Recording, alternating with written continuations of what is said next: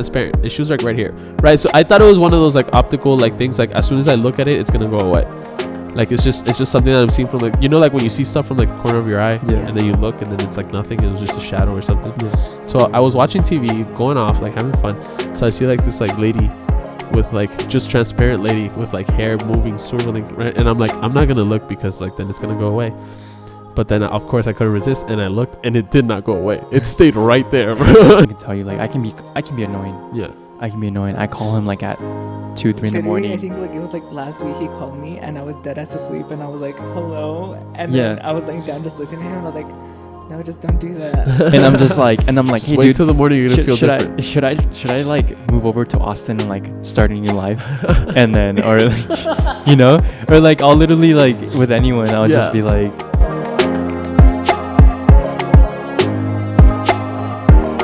like if anything, the conversations that I'm trying to have here are the conversations that I usually have with people around my daily lives.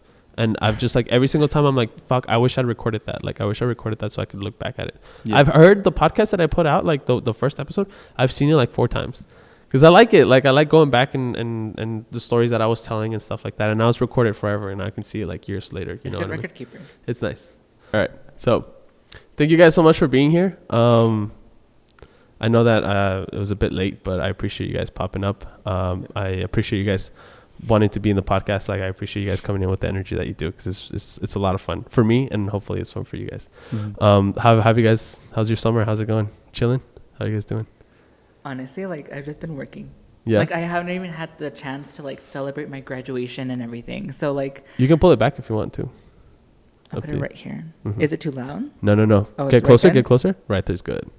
Dang, I have to like. No, I haven't even had the chance to like celebrate my graduation or like do anything. Really? Yeah, I've been booked and busy. Like this past weekend, I just came back from Austin. Okay. For like. I saw that was fun. I actually got a little bit mad because I don't think you're allowed to have other friends that aren't us. You know what I mean? Kind of. So that was kind of like intrusive to see. Kind of, but like that wasn't in the contract that I signed. So like, okay. They must have changed the terms and conditions. They did. Yeah. Okay. But anyway, so how was Austin? Austin's always good. Austin's always a good fucking time. It was your first time, really? It was. Oh, I'm glad. It was great. Okay. I thought you had been before. No. Wow, I haven't been. Even for like SGA stuff. I was just a senator at large. Like I did my stuff like here in the office. I was never with like when Jessica and Austin and Isaac and then they would fly out. Like I would never like go because I wasn't in that what they were doing. Damn. Have you been? I haven't been. No. You haven't been? No, although I really want to. And at one point I even considered going to UT. Going to UT? Yeah. Oh, that would have been like the funnest fucking. Because I feel like personally for me, I'm a city boy. City boy. City boy. You would fucking thrive in there, bro. I'm telling you. Yeah, no, it's good. I remember the fucking. Oh, you were gonna say sorry. What? No, I thought you were gonna say good. something. Okay. Go ahead. The first time that I went, bro. The second time that I went, because the first time that I went, it was like a pass by. I was there for like a night, whatever. But the second time that I went, I actually went with JP. JP took me. He fucking took me, and like I don't know, like it's because it's weird because like obviously like we stayed like it was like just party weekend, like just party like you just go and you just have a good fucking time, and we stayed together like the first night, I think, and then after that it's just kind of like everybody just ends up fucking actually we stayed together like the second night, I think, but the first night we didn't even stay together. Like you just go and it's everybody's so welcoming and so like positive, so like anything that you want to do, like people invite you to, like by the time that I was there for like 2 hours and I was already invited to like 3 different parties by my friends, like friends that just kept coming in and stuff. So it's really cool. It's very welcoming and stuff like that. There's a lot of things to do. People are very active, which is the cool thing. And also like around the campus, it's just packed. Like I was there on like a Friday at 4 p.m. and the campus was packed. And I was like, what the fuck? Like at UTEP here, Thursday at 4:30, it's dead. Like it's fucking dead. Maybe like Fridays in the mornings, like there's people, but at like 12 here, it's fucking dead. So it's cool. The community there is like really cool. People there are very experienced, so like you get a lot of cool stuff. We have a couple alumni that are living over there, so if we ever like go, I'll tell you guys and we'll fucking go and we'll rip some fucking hell. Yeah, I mean, one of the reasons why I wanted to go to UT is because of that same reason. It's like, I mean, UTEP being a commuter campus, it's like Thursdays at 12, no one's here. And I've visited other universities where people go and they're just studying like outside, like in the grass. Yeah, they're just chilling in there. And that's how people get to know each other. That's how people make friends. And here it's just like you come to school and then you go home. You go home or you go to work, or something. Or even like the dorm life. Yeah. You know, like here, like I was privileged enough to live at the dorms here at UTEP at Minor Canyon, but it's not the same. Like people would even go home. I would go home. I'm guilty. Yeah. You know, like I would go home for the weekends. Yeah. And like I didn't know who lived in the second floor, like at all. Yeah. Like I didn't know who lived in the second floor or the first floor. And it's like these other universities, they have like 16 floor buildings. Yeah. And it's like it's a completely different fucking. And you know most of these people. Like Thursdays, Fridays. I think especially for the freshman dorms, like most people don't have fakes or like, you know, like they can't get into bars unless the girls that have pretty privilege. But they can let them in and shit. Yeah. Hey, how would you feel like talking about pretty privilege? Like if you, because we know Jordan is we know Jordan's straight, but like guilty. I saw this one tweet where it's like, how would you feel if your girl is paying to get into clubs?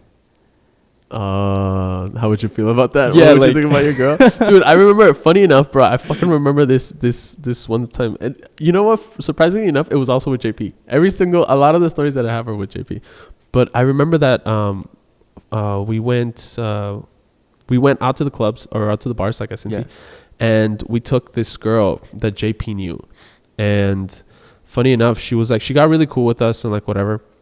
But I had just met her that night. And we would be at the bar and she'd be like, what do you want to drink? And I was like, first off, no girls ever asked me what I want to drink. Like, you know, like whatever. And she'd be like, what do you want to drink? What do you want to drink? And I'd be like, just like Dos Equis, like a beer. And like my boy would be like, maybe like a cranberry vodka, like whatever. Yeah. And she would be like, okay, I'll be right back. And she would go for like 5-10 minutes. Just go around the bar, and then she'd come back with a bunch of drinks and shit. Yeah. Wow. Yeah, and then she'd be like, "Oh, you wanted this? You wanted that?" Didn't even give me the right beer, but like I didn't give a fuck. You know what I mean? Yeah. It was the best beer I've ever had in my fucking life because it was free and it came from like a hot girl. You know what I mean? Smart. So that was insane. Like the pretty privilege that they have is insane. It is cool. Insane.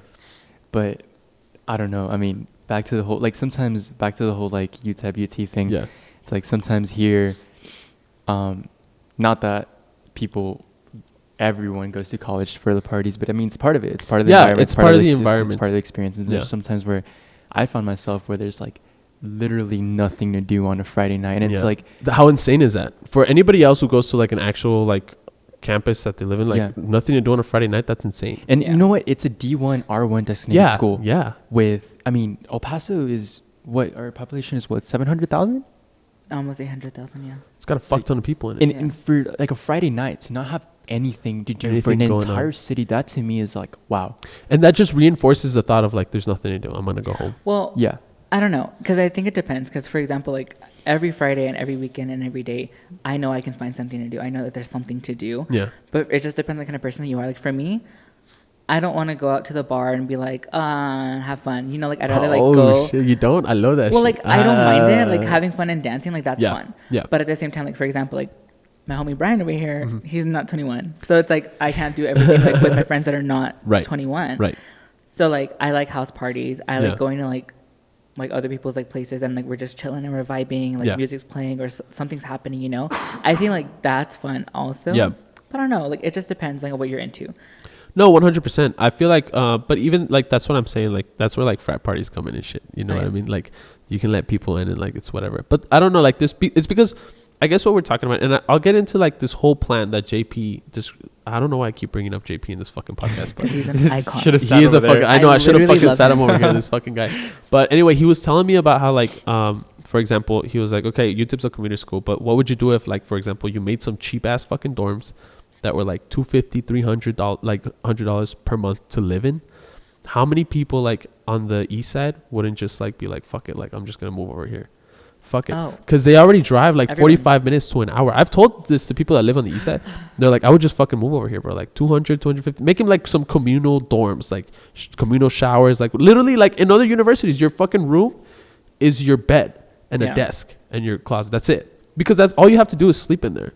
Like that's all you have to do. Everything else, you're supposed to be on campus, engaged in things. So like, what would that do, right? UTEP has how many students?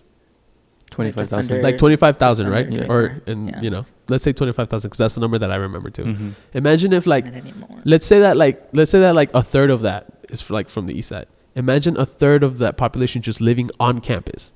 like now you have students here, they need jobs, they need things to do. So all these Canes, Chick-fil-A's, whatever the fuck around here would be populated by students. Cincy would fucking triple because they would have kids to work. They would have kids that want to go and they want to party and they want to do this stuff. All of these houses would become like cash cows for the people that are living there to just rent them out to students. This whole thing would be student populated. Now on a Friday night, shit's going down. And like for anything that UTEP has to offer would be like digested by these fucking kids, right? Because they're all over here, they need something to do, they want to have fun and they want to party, or they want to be involved in this. Campus would be packed, people would be studying everywhere, like friendships would be forming everywhere, right? Because there's just a huge population. So like the fact that we have a lot of students is a good thing, but it's just the fact that it's a commuter school is what makes it difficult for everybody to like engage with everything that the university has to offer. Because we do movies on the lawn, like my at the Union, we do movies on the lawn where we put up a giant screen in Centennial Plaza, and people barely showed up for that.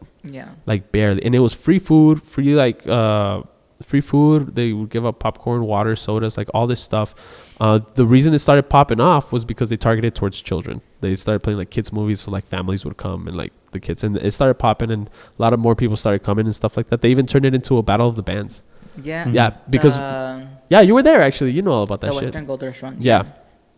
So that's how that stuff happens. Like you the more people you have engaged, the more ideas that you have. Like there's organizations throwing things at students, like, hey, Friday night pizza, like Thursday night, like board game night, all this stuff, all that stuff kids would like digest because they'd just be looking for things to do.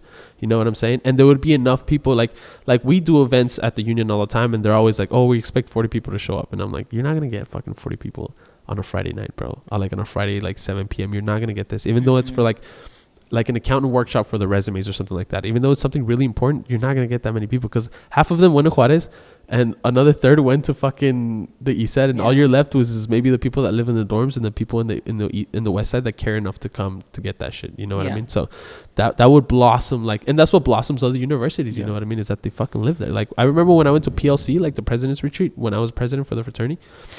And they were all like, none of them, like, it was hard for me to talk about my school because they didn't understand the concept of, like, what do you mean, like, you're living with your parents and going to college? Like, to them, that was, like, weird. I think there was, like, only one other school there that was like that. All the other ones were like, no, you move. Like, you find a way and you move, you go over there. Like, you're not living at home or anything, and that do you know which pushes one it was? You. The one school? I don't remember, no. But I do remember because I said it. I spoke about it. Like, finally, guys, I don't want to say shit. But it's just the disconnect was like so severe that I was just like, I had to explain like why. To be fair, some of the stuff that I was talking about worked only at UTEP. Because you trade advice, right, and like events and stuff like that, and a lot of them were like, what are you talking about? Like, because it was things that worked with us because we still live with our parents, we're still like kind of like home and nurtured and stuff like that. So stuff worked like that, but it didn't work with them. I remember there was like frat houses that had like 6 people to a room. Damn. Like 6 people to a room, but it was fine because all they did was sleep in there. All you did was sleep in there. Go into your bed, sleep, wake up, you leave, and you don't get home till like 10 p.m. Yeah, but like you were saying the cheaper dorms and stuff, but like some of these dorms are super expensive. They are. They're super expensive. They're so expensive. And you know what? Even UTEP dorms are like what if I think it's $2,500 a semester. Yeah. But that would be like roughly anywhere from like $450 to $500 a month. A month, yeah. But I think because you pay that off in one bat, you pay that off with your tuition. Yeah. But like, what if we introduced like monthly payments? You know, like you if you really want to transition these college students from, you know, like the teenage world into the adult world, like you don't pay 6 months of rent. No, you don't. Off the bat. Yeah. You know, like what if we introduce monthly rent? Like how much would the dorm population, how much would that change too? Is that not a thing? I don't know.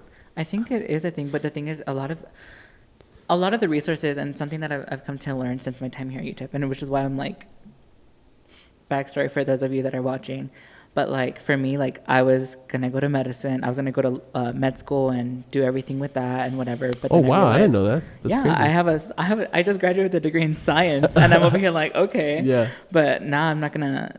I decided that I didn't want to do that anymore, just because I'm like, imposter syndrome. I'm good. Like, I kind of like was saying, fuck that, you know. Yeah. But then, like, seeing everything working on campus, like, for example, like, you're talking about, like, residence life. I worked in housing for 2 years. Yeah. And I was an RA there. And I remember, like, having to, like, promote all of these events. And, like, literally barely anyone comes to my events. Anybody would come to it. And I'm like, bro, you live, like, down the hall. Like, get your ass out of your room and come to my event. You know? Like, I have stuff that I want to, like, give to you. I'm doing this. Yes, I'm getting paid. But, like, especially in housing, like you work like on the clock whenever you're on call, like it's a long shift. It's more than 19 hours a week. Yeah. But I'm only going to be like documented as if I'm working part-time. Right. But I'm doing all of this stuff extra time and no one comes. But and I was like, damn, like these students have no idea, like I know what's happening, and they live on campus. Like even students that live on campus don't know half the resources that are happening here. Right. So and that even affects funding. Like that's what I was talking about, movies on the lawn. Like that takes that they have to hire a crew. They have to put us on the clock to go do this stuff. If it doesn't pay off very well, then they're gonna be like, it doesn't work. We're not gonna pay you guys. We're not gonna give you guys the funding to do that anymore. You know what I mean? But then also when I think about it too, and I look at it from a different standpoint, I'm like, UTEP has a lot of resources for these students. Yeah. But are these resources being played strategically? Like I think about it, like for example, like UTEP and El Paso is like a poker game, right? We have a certain deck of cards. Yeah. We have whatever our hand is. Are you playing it to the best of your ability? Are you being strategic with how you're doing things? Are you calling full house or two pairs? Exactly. You know what I mean? So it's like, we should play poker.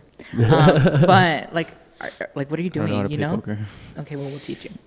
To hang out with us, you got to learn poker, bro. We have poker nights all the time. The door. Nah, I'm just kidding. No, but like, you know, and it just gets me like thinking. I'm like, does no one think about like strategy? Like, I don't know. Like, I find like life fun. Yeah. Because like I think of everything. I watch like survival shows like Survivor or like Big Brother and like all these competition shows, and I'm just like, Jordan's fucking razor sharp right now, bro. I'm like, so my mind is always like focused, like.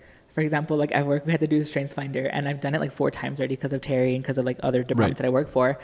And each time, like the last 3, strategic was my number 1 strength. Wow. And I was like, okay, well, like, what can I do with this? Like, how can I do like something fun that I like doing? And I like going against the grain, and I like being like strategic, and I like kind of calling people out on their like, on their shit. Like, I'm like, yeah, I get it. I'm younger than you, but you're not doing your job.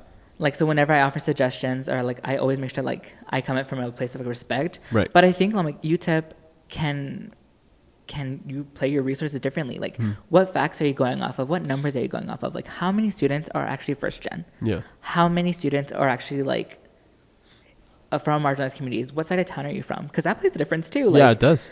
My 4 friends, half of them like have to drive. Like, for example, Leilani. Like, when I heard that she was from Clint and that she did not get the ticket, she had to drive from Clint all the way to UTEP. Every morning? Yeah. Not on my watch, you know, like, no. But, like, where's everyone coming from? And that's what I'm saying. That's what I'm saying. Like, for example, Q, like, he used to, like, I remember back when he was in the fraternity, Q, my roommate, he told me one time, which warmed my heart, but also kind of broke it a little bit. But he told me, he was like, yeah, like, because he used to work at the career center. And he was like, I get off of work, like at 5, and I stay here till, like, 6, just to see if anybody, like, says that they're going to do anything. Because he lives on the east side. And he's like, once I go, I'm not coming back.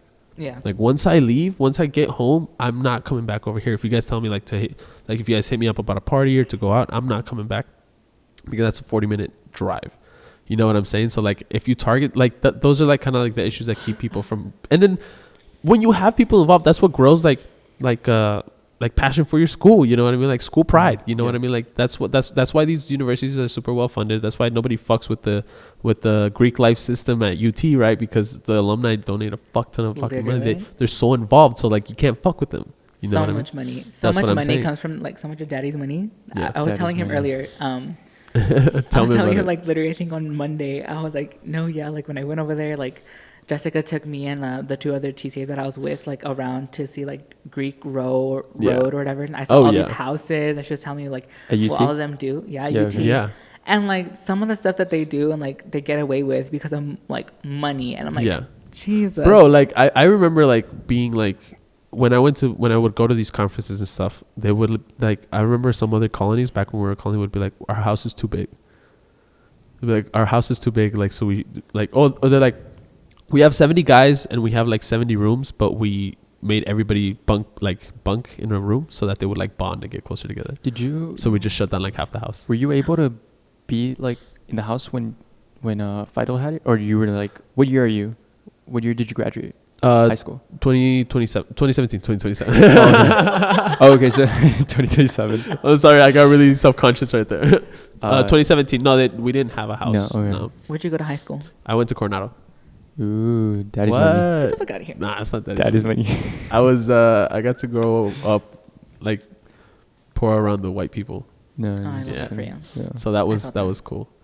Yeah, I grew but up poor around the poor people. Northeast. Nice. Let's go. Northeast. Yeah. But now you're both here. So you're both Terry scholars, right? Or you were? Yo, don't call me out like that. He's part of the Southwest alumni chapter? Yeah. Now. Wow. It's because now I'm an alumni. Yeah, that was weird. Wow, is that a sensitive topic? You guys don't like to brag or what? No, it's not a sensitive topic. You know what? It just depends. I think it is.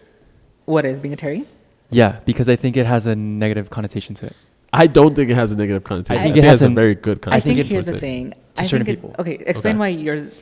So for me, at first I was like, oh fuck yeah. So hold on. Yeah. Explain what a Terry scholar is for my audience, because my audience doesn't go to college. Yeah. Okay. Yeah. Because like they do go to college. I'm sorry. Okay. So basically, a Terry scholar is based on the Terry Foundation, which is based in Houston. Yeah. And so this foundation decided, the founder of it, Howard Terry, basically wanted to help people that did not have funds to go to college. So the scholarship credential or eligibility is to like have financial need, to showcase leadership, to showcase academic like success and involvement and stuff like that within your actual like high school. So high school seniors around October is when the application opens. And so ultimately, in short, it's like a full ride scholarship that pays for everything because of what you did. It's a holistic application that you did in high school so that your college is paid for. You have 8 semesters of funding. That's fucking insane. Yeah. That's crazy. The application process, too, kind of fun and fresh. We had the application due January. And then out of all the applicants, hundreds of applicants, only like 30 of them are selected to be finalists. Wow. And then those 30 undergo an interview. For me, my interview was in person. His was virtual. Mine was virtual. I have the craziest story about my interview. I need to tell you right now. Literally the craziest story. But I'll touch up on that right now. Anyways, back to the negative connotation. Like at first when I came in, I was like, oh fuck yeah, like I'm Terry Scholar, whatever, blah blah blah. Obviously, I didn't slap it in people's faces, you know, like, oh, I'm getting my school paid for it. Like you're not. I don't gotta pay for shit. I got a fucking dorm and shit. $500 a fucking month. Let's go, bitch. No, like obviously I didn't portray it like that, but there's some people that do. And there's some people that do. And because of those people, it's like everybody gets the blame. Yeah, like just because of one rotten apple, like the whole, like I don't know how that saying goes. The whole enchilada. It's just like in any organization. Like for example, if someone in FIDO does something, all the FIDO do that, you know? 100%. And so I get, I understand. I don't know, it depends. Like for example, like my experience in my past 4 years as a Terry Scholar, I never found it as a negative connotation, but I was never one to say, even as a kid, I've never celebrated myself. Hence why I have not celebrated my graduation. Yeah. But like I've never really celebrated myself or had birthday parties or done stuff like that because I'm like, I don't need the attention on me. Damn, that's very deep. Kind of fun. It's kind of fun and fresh. Like, you know? Dive deep into the vulnerability of your successes real quick? Sure. Sure. So my life story, I'm the youngest of 3 kids. Okay. So, but there's an age gap. So obviously like my family did not have money to like have stuff the time. I was telling Bryan, I was like, sometimes I grew up and I just did not eat that day because I had no money, and I was like, that's fine with me. We're gonna get along very fucking well, bro. I appreciate it's far. Yeah, it's far. But the thing is, like, there's an age gap with my siblings and I. So I have my oldest sister. Well, I have a sister and a brother. My sister is 10 years older than I am. Wow. And my brother is 8 years older than I am. They took a time lapse in there. They took a time lapse in there. I like to say that I was like the only planned one. Cool. Because honestly, why else would you have a child like 8 years later? But I don't know. Like my parents are working a lot of times, a lot of like some childhood trauma. But I had an amazing family. I love my family. I would never trade anything, even if we like had rough times. Yeah, of course. But I just learned from them, and for me, it was like okay. But even when I did great in school, like I dove into school because I had nothing else to do. Like I obviously like always had like high standards for myself. Like I would see my brother and he would do like stupid shit and I'd be like, that's not what I want. I don't want that for me. And so like I learned a lot from like his mistakes, and I learned a lot from my sister's like you know, upbringing. And so it's like for me, I just knew do better and then you're fine. But since I was always alone, like at the house, or I never had anything to do, like I'd be like, what I'd go to the mirror, tell myself like, yeah, you got like a perfect score on this exam. Go off, you know, like I can do that, but like no one else is home, so I just got used to like not doing that, and it just became a habit. Wow. And so for when I graduated, like I did great in high school, which is partially why I got the Terry. And then in college I did all these things and won all these accolades, but I'm just like, you know, like it's not that I don't want to celebrate them, it's just for me I'm like I know I'm supposed to do that. Like, that's the standard that I built for myself. That's really cool. Also, like, I will say that it makes your experience just so much more enjoyable. Yeah, like, you're here, like, give it the best, give it the ball. That's one of the biggest regrets that I have, is that I didn't do shit in high school. Like, coming into college, my story is a little bit different. Like, I didn't really have, like, my parents were really young and stuff, so it was really hard for anybody to, like, guide me in like the whole process of, like, even getting into college and, like, whatever. To me, college was kind of, like, just super high school. Like, I didn't really take it seriously. I didn't know what it was. I didn't understand the commitment that I was making and how much I could benefit from reacting positively to the commitment, right? Like, I didn't do shit in high school. I barely made it through. You know what I mean? Like, I wasn't really paying much attention. I was just kind of reading books, talking to girls, like that stuff. But now that, like, when I started working on campus, when I joined Fight Out, that's one of the reasons I didn't drop out, is because I joined Fight Out, right? Now there was some accountability for my grades, for my actions and all that stuff. And it just made everything more passionate, more cool. Like, I realized that I had to do all these stupid things, or things that I consider stupid. But at the end of the day, that's what formed the bond that I had with my brothers. You know what I mean? Like, it was cool. And that's what attached me to the university, that I had to show up to these tailgates at fucking 11 in the morning, set up, do all this stuff so that everybody could show up and drink our fucking beer. But it was fun and it was cool. And at the end of the day, we were all doing it together. So I got a lot more out of my time in the university. I got so many more experiences. I got to get a job on campus, and that shapes you. Like, it's a very positive area to invest your time into. So when I see people like you, like uses, and like y'all. No, you know what, man? For me, for the fall, I wasn't as out of job. I was working for UTEP at Bowie High School, and it was really depressing. Really? Yeah, like super. Like, I remember, especially during tailgate seasons and stuff, like Friday night lights and all that. I remember Friday nights I would be in the study room, and I would get like the biggest fear of missing out. Yeah. Because I would be looking at all these stories. I'd be looking at the tailgates, and I would just be like in the study room looking over at the university, how it's like, you know how they put the cones and everything, like, on the sidelines. Yeah, it's all set up. And I would just like fuck, I can't fucking go. Yeah, Fridays, Saturdays, and Sundays was just like school or go home, study. School, go home, yeah. And it was kind of depressing, not gonna lie. But you see, like, you gotta shape it up 50-50. You know what I mean? Like, you can dive head deep into one and the other, but, like, again, I'm speaking as somebody who had maybe sometimes a little way too much fun. Yeah. Like, I wish I had done a lot better academically, so that I could have tackled, like, a lot more opportunities that were out there. You know what I mean? Things that are restricted by, like, GPA, by, like, community service hours and all that stuff. So it's cool to, like, you and I mean, that's why you got to join. I feel like that's why you got to join communities, because those are the people that set you straight. You know what I mean? Join Fight Out. And join Fight Out, sure. You know what I mean? Fight Out. Like, if you want to, but you totally should. No, but like Jordan was saying, like, there's a standard that he set for himself. Yeah. But I think that oftentimes we're like overachievers, the standard becomes unhealthy. 100%. And I think for me, it was unhealthy because coming in, like, I had a lot of imposter syndrome, and to the fact where it was like, you need to be as great as you were in college as you were in high school. Yeah. And that very first test grade I got, like, from chemistry was like, I had like a 61. Wow. And I remember calling up Jordan and I was like a shock. Dude, should I change my major? Like, am I... What the fuck is going on? Yeah, like, what the fuck is going on? Like, should I change my major? Should I, like, what am I doing? Like, do I deserve the scholarship? Yeah. Like, oh yeah. And I remember calling him, and like, now we're playing with live ammo. Yeah. And I'm not making it. Like, what the fuck is the problem? Yeah. And it was that standard set for myself wasn't healthy. Yeah. And there was 100%. No social life for me. Yeah. It was just straight school. And honestly, like, to me, like, as much as the fall was a learning opportunity for me, and this year I grew, man. Let me tell you, like, I went back to the to go see the alumni association from my high school, and I hadn't seen him in a year because they gave me a small scholarship or whatever. And I walked in and they were like, they had to, like, second glance at me. They're like, you've changed. Like, I know it's been a year, but you changed. That's good, bro. That's what I've been. I always tell this to people where I'm like... He started straightening his hair. I think that's the difference. I started straightening my hair. No, it's got a little bit taller. Started wearing platforms.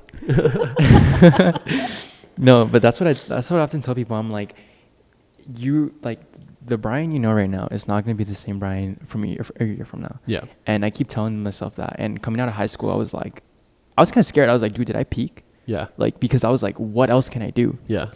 And looking back, I was like, you were so dumb. You were so fucking stupid. Yeah. And tell me about it, bro. And you know what? I'm telling you this right now. Yeah. And a year from now, I'm going to look back at this very same moment and be like, bro, like what the fuck yeah, are you like doing? what the fuck is going on with this fucking doing? guy? Yeah. But like, don't be like, okay, and I think, and I agree, like where you're coming from in the sense of like we all change and all, but at the same time, a lot of people forget something so simple, and it's to give yourself grace. Because, well, not everyone, but I like to give people the benefit of the doubt and myself the benefit of the doubt, saying like, at that moment in time, like you thought what you were doing was right. You know what I mean? Like you thought, and you didn't know any better. Like if you had your experiences that you gained throughout that time span from like future and now, like you're not gonna. You thought you did the best. Yeah. So give yourself some grace. Like, you're not stupid. Just real quick, too, Bryan, if you want to lower your chair, you can. Oh, it has a thing on the... He said, I'm too tall. Like... And you can adjust your mic, too. Oh, that's perfect. Yeah.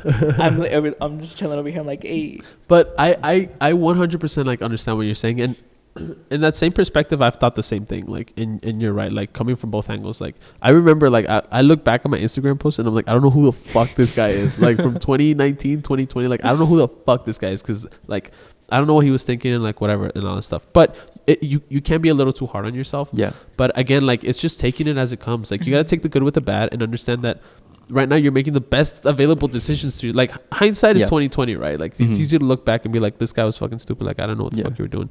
But I'm glad you figured it out, right? But again, like I think it's really cool that you have that level of self-reflection right now and that level of like self-awareness, really, because when I was your age, I wasn't, bro. Like I was cutting class. I was like, I had so much freedom when I came to college that like, and really like also it was like no penny out of my pocket. You know what I mean? It was all paid through financials. It was these magical wizards that would just pay my tuition, and I didn't have to worry about it till 4 years later. So fuck it, like whatever. I can skip this class on a Tuesday on the third week. You know what I mean? But it was just what I was used to, and it was like whatever, right? So it's really cool that you have this level of self-awareness right now. That you have this level of like dedication, and you just take it day by day. And like I will say, like it's gonna be the same thing for me, bro. Like that's why I do this. That's why like I do this podcast, because of these conversations that I like having with people, and I wish I was like, I wish I'd recorded that, or like you said, like you do miss out on some stuff that maybe there's some stuff that I figured out when I was like a freshman, because I got super into philosophy like my freshman year. So like my whole life was just the bliss of like ideals and morals and the perspective of the world and how I could solve it by talking and like whatever. But later on, you keep learning a lot of stuff. You just keep intaking stuff, right? Learning how to deal with different people, getting a job. Now you learn how to deal with people professionally. So you might forget some of the core values that you used to have, or some of the things that you figured out. I've been in places where I go back because I write a lot. Like I've always tried writing, like keeping notes and stuff like that. I've even tried like video diaries, because it's really hard for me to keep writing about stuff and like whatever. So I just try to look for the most efficient way to record my thoughts and like whatever.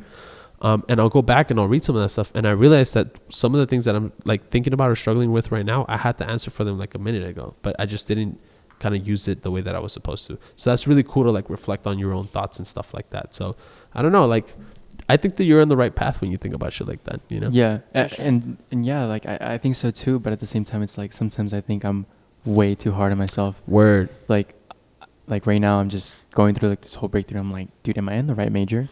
Right. And it's like, people see me and they're like, oh, like you're doing everything you can. And then when I was your age, like I was doing this and that. But to me, it's like, I still feel lost. Yeah, 100%. I feel like you have to run into you really have to run headfirst into a brick wall a couple of times until you realize your self-worth. Like for real. And like all the things that you do. For example, right? A lot of the times, so a little context, Jordan and Bryan both joined the fraternity like years after I did, right? Yeah. So there's a lot of times that we're like during meetings and stuff, and we will be talking about stuff, and I'll give some sort of answer to the questions that we're currently having, right? And it seems like it's cool that I'm able to pass that down to you guys, and you guys like take advantage of it and like whatever. But understand that that's shit that we struggled with back then too. We didn't know what the fuck we were doing. You know what I mean? And we figured it out, and it was weird and it was uncomfortable. But it's not until like years later that I met people who were in the same position that I was, that were struggling with something that I struggled with before, that I was able to put that connection together of like, holy shit, I went through that. I learned that this way. And now I can pass it down to you guys, which is one of the most important things of having like mentors and like, just a cohort of people who share some experiences because of things that you can relate to that. Yeah. You know what I mean? So even now that you're speaking about things like that, I feel like, number one, when you speak, you understand yourself better, which is why I always encourage people to tell me how they feel about stuff. Because when you put it into words, when you find a way from your jumbled out ideas to put it into words, you understand it better yourself. You digest it a lot better. So that helps a lot. And then, of course, if you have any questions, let us know, bro. That's what the podcast is for. Hop on my live every time I do lives and shit. But it's good. I think it's so dope that you're having these like introspective thoughts, like as of right now. And you know, talking about mentors is like Jordan's my mentor through the Terry Foundation. Yeah, I kind of pieced that together when you said that you called Jordan when you were freaking out. I'm literally everyone's mentor. I'm like a mom. This dude is a mom, but he's like not gay though. Okay. Oh my god. It's fine, Jordan. Like, in case anyone was wondering, it's like Jordan's not gay. Okay. But any comment, Jordan? We'll see what happens. We'll see what happens. No, I'm open to interpretation. I'm not really into labels or whatever. In Pride Month, it's Pride Month. What about it? I bet you right now, if you wanted to, you can go to Chick-fil-A and be like, "I hate the gays," and they'll be like, "Okay." Okay, but that's Chick-fil-A though. Okay, you can go to McDonald's and be like, "Who the fuck are you?" They're not gonna give a fuck. No. Not Bryan being on live still. We said 10 minutes. Yeah, dude, chilling. I don't care. It's fun. I care. Nah. Oh, you care? Y'all want to watch it? Y'all have to look it up yourself. Yeah, true. Okay, I'm gonna cut it off now. Look up your boy. We're getting you subscribers. Yeah, we're getting you subscribers. Thank you. I appreciate it, bro. I'm gonna get a bunch of baddies in my fucking. He said, "Thank you for tuning in." And he doesn't press the X. No, man. I mean, I have to tune in. I honestly feel more comfortable with the live being off now. But that's why I was like, turn it off. Yeah. What was I saying? Yeah, like I always call Jordan. I think that's the beauty of having a mentor, and like I think it's scary not having that one person to call. When you're having like all these thoughts and like and you're just like, dude, like should I change my major? Should I take this job? Should I not take this job? Should I take this offer? Which way should I go? And sometimes like Jordan can tell you like I can be annoying. Yeah. I can be annoying. I call him like at 2-3 in the morning. I think like it was like last week he called me and I was dead ass asleep and I was like, hello, and then I was laying down just listening to him and I was like, no, just don't do that. And I'm just like, hey, wait dude, till the morning you're gonna feel different. Should I like move over to Austin and like start a new life, and then or like, or like I'll literally like with anyone I'll just be like, I think like I'll text him at 3 in the morning. And I'm like, hey bro, like are you looking at the stock market right now? Like bro, I'm shit's going insane. Yeah, like I am nowhere near anywhere near like financially stable to invest in the stock market, but I'm still like looking at them and I'm like, I text people and I'm like, hey bro, like what are your thoughts on Ethereum? Yeah, like that shit's going crazy right now. Like, are you following it right now? Like, should I invest? Like I have like $50 in my bank account. And like, Bryan, should I go all in right now? Yeah, should I just like invest all my $50 into Ethereum right now? Like, or whatever. I don't know, man. It's just like, but I think that's a winner mentality. Yeah, like sure. I think as much as it is a winner mentality, it's draining. Yeah, it is. And you know what? I think recently I self-diagnosed myself with ADHD. I've been telling you had. You know what? For like the last year. Because I think my mind is always just going at 1,000%. Yeah, and like without the live being very on, common symptom. With the live being off now, I can tell you like I think that's why I can't have good trips sometimes. Like with weed, like I just can't. Oh, because you fucking like. Because my mind is going 1,000 miles per hour. And I just can't seem to control it. Or and it's like you're just not getting good stuff. No. Like, you're not getting the good shit. No. I ended up. Don't blame the fucking weed. It's just a shitty fucking plug that you got, bro. No. You know what? Maybe. But I recently went and I smoked with a friend, and I had a good trip. Yeah. The first ever good trip. Yeah. And I was amazed as to what it was, because it's just like, to me, it kind of like dumbs you for a little bit. Okay. And like. Sounds like rookie problems, but sure. But like the amount of thoughts you have during it is to me is crazy. And it's like my first ever trip was, after that trip I was like, there's no way it's just like the physical realm. Yeah. Like there's no way, even like I'm Christian with some spiritual beliefs, but it's like I'm not sure if it's Catholicism, Christianity, Buddhism, whatever it is, but there's something up there. Something fucking cracking knuckles and shit. Let's fucking go. There's something up there, because there's no way like how is it? Have you seen those studies where like people die and then as soon as like they die, they lose, I think, like 0.3 pounds. Really? Like as soon as they lose mass. Yeah. Holy fuck. Yeah, like as soon as they die, like as soon as like they're like dead, like 0.3 pounds off. Like wow. everyone. It's like, and literally, people. It's okay. I'm telling you. Okay, so I grew up in the church. Little background about me too. I have a conservative family. I'm gay. I know Bryan doesn't say so, but I'm pretty sure I am. And I remember like growing up in the church and like seeing like, oh, like I questioned myself, like, how is any of this real? Like, what the hell is happening? Until like, honestly, for example, like I grew up apostolic, which is super, super strict. Like, women had to wear headdresses, skirts, men can't have long hair. And then my church went from apostolic to Pentecostal, which it's not as strict, but it's still pretty strict. Like, you have to like speak in tongues and you have to do everything like that. And then we went to non-denominational when I was like late elementary, early middle school, which is like basically like come as you are, like God loves you regardless, you know? And I'm like, yeah, go off, sis, like period.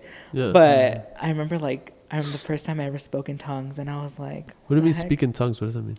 Like, so in the Bible, it kind of talks about like when God provides you like the spirit of utterance. So it's like your spirit and your soul communicating with God itself. And a lot of the times, because we're in this physical realm and this mental realm, we don't listen to exactly what our soul or what our spirit is saying or what it's aligning with or what it needs. So that's why when they say like, have you had like your source yet? Like, have you had like your sustenance in terms of like the word, right? So people like read the Bible for like their own like message from God or like stuff like that. Like, that's what feeds their spirit. And so speaking in tongues is essentially when you're so connected with God that like your spirit just talking. And so I was like mumbling, I don't know, I was speaking some different language, I don't know what it was, but it was like crazy. And it's just like this heavy feeling of peace, but like fire. But like the fire of purification. I know, I was like, I'm not gay. I don't know. But like it was just crazy. Wow. But that's why it's like, I don't know, that spirit or that whatever, like when you die and you lose mass, I'm like, that hell's either in heaven or going down. Like, what's happening? I don't know. That's fucking crazy. That's insane. You didn't. No, Jordan hit his foot. Oh, sorry. Yeah, but I didn't know that. I didn't know that at all. Like, I didn't know that happens. It's because I can't say that I'm a very like. Don't get me wrong. Like, I see what you're saying. Like, I remember the first time that I did shrooms, and I was like, holy shit! Like, I was like, what the fuck, bro? Like, so I never like with weed. Like, I've never had like anything like visual happen. My eyes did used to hurt sometimes because shit was just too bright for me. And I like watching. Like, I watch a lot of music videos when I trip. I think that's why one of the reasons why like people that usually smoke with me or trip with me don't really ever have bad trips is because I don't let them be in their heads for too long. Because I know it can get weird. So I try to like have something to like distract yourself with. Oh, pretty lights, pretty videos. Like, music videos is a perfect thing because you're listening to music, which is really cool when you're high, but you also have something to watch. And it's fun. They put little stories on for you. It's engaging and it's cool, right? So I think and me and my friends do it. My friend introduced me to it like a long time ago. But we just sit down and we're talking, like we're chilling, like what we're doing right now. But we'll have like music videos up and it's a lot of fun.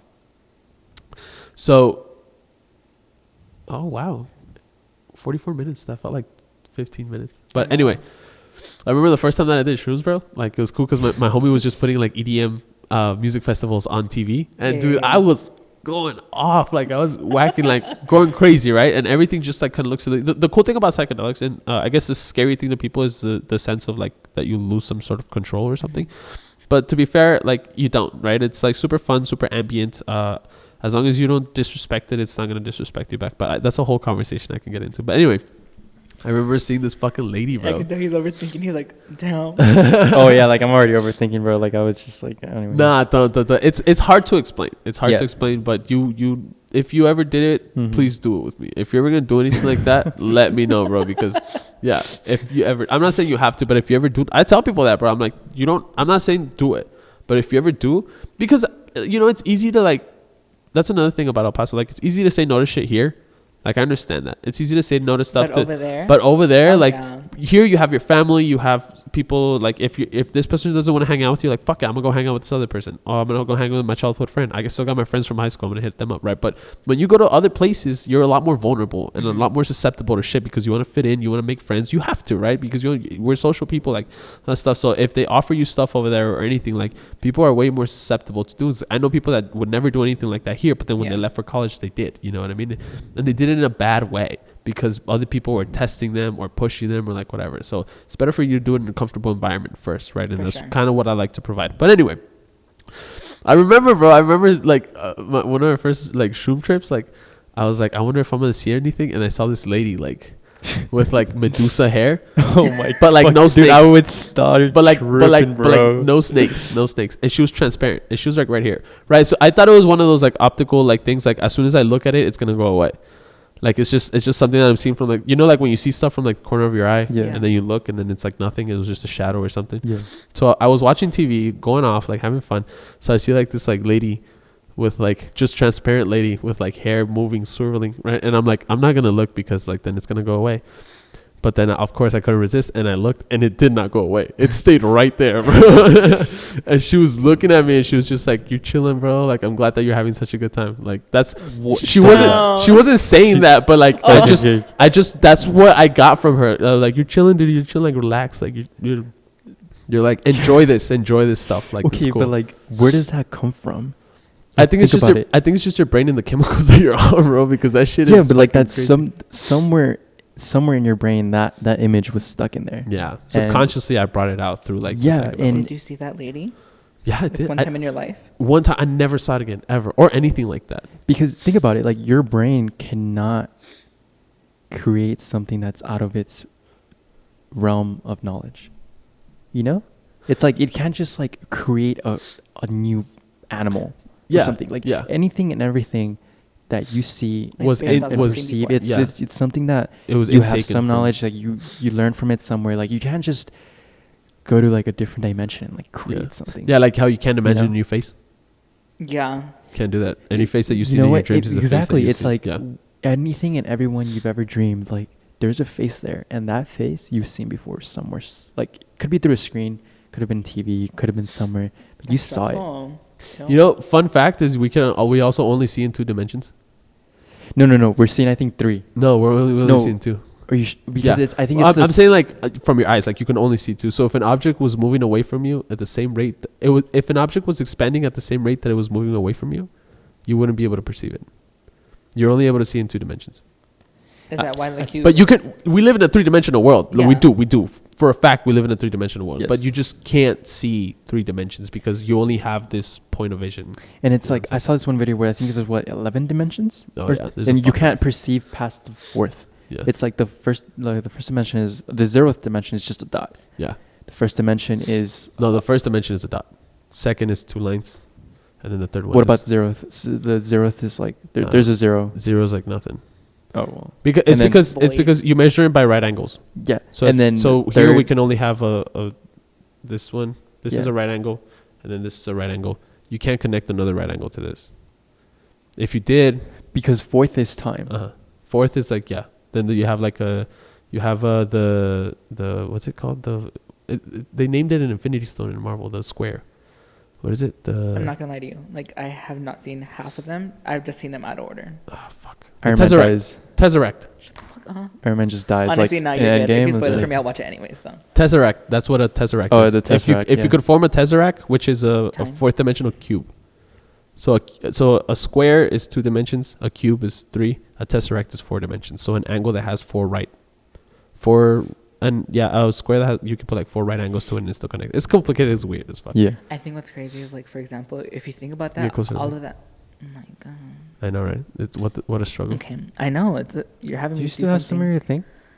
What? Can I take a bite?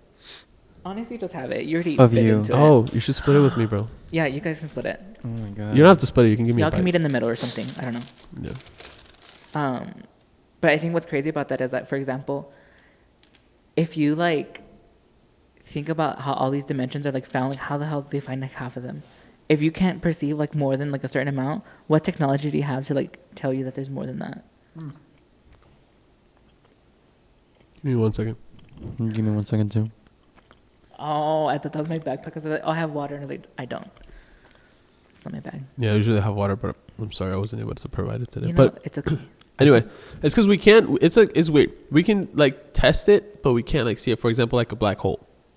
Like you know what a black hole is? Literally stuff getting sunk into a different dimension, like into a higher dimension. Yeah. But since we can't see it, that's what gravity is. You know what I'm saying? Like gravity is a tear in the 3-dimensional space that we have, but we can't see it because it's of a higher fucking plane.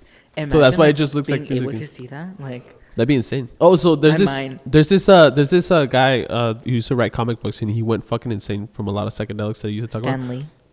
No, it's who the fuck? Grant Morrison, I think is his name, and he wrote a comic book about it. It's called Flax Mentala or whatever, but it talks about how it's basically how like imagine like if like you see a comic book, right? Yeah. And you're able to flip through the pages in whichever way you want. But the story's already set. There's a beginning and there's an ending. But you can flip through it whatever you want. You can start at the end or you can start at the beginning. You can read it backwards or you can read it forwards. But in every panel, that panel right there represents the present for whatever character is in there.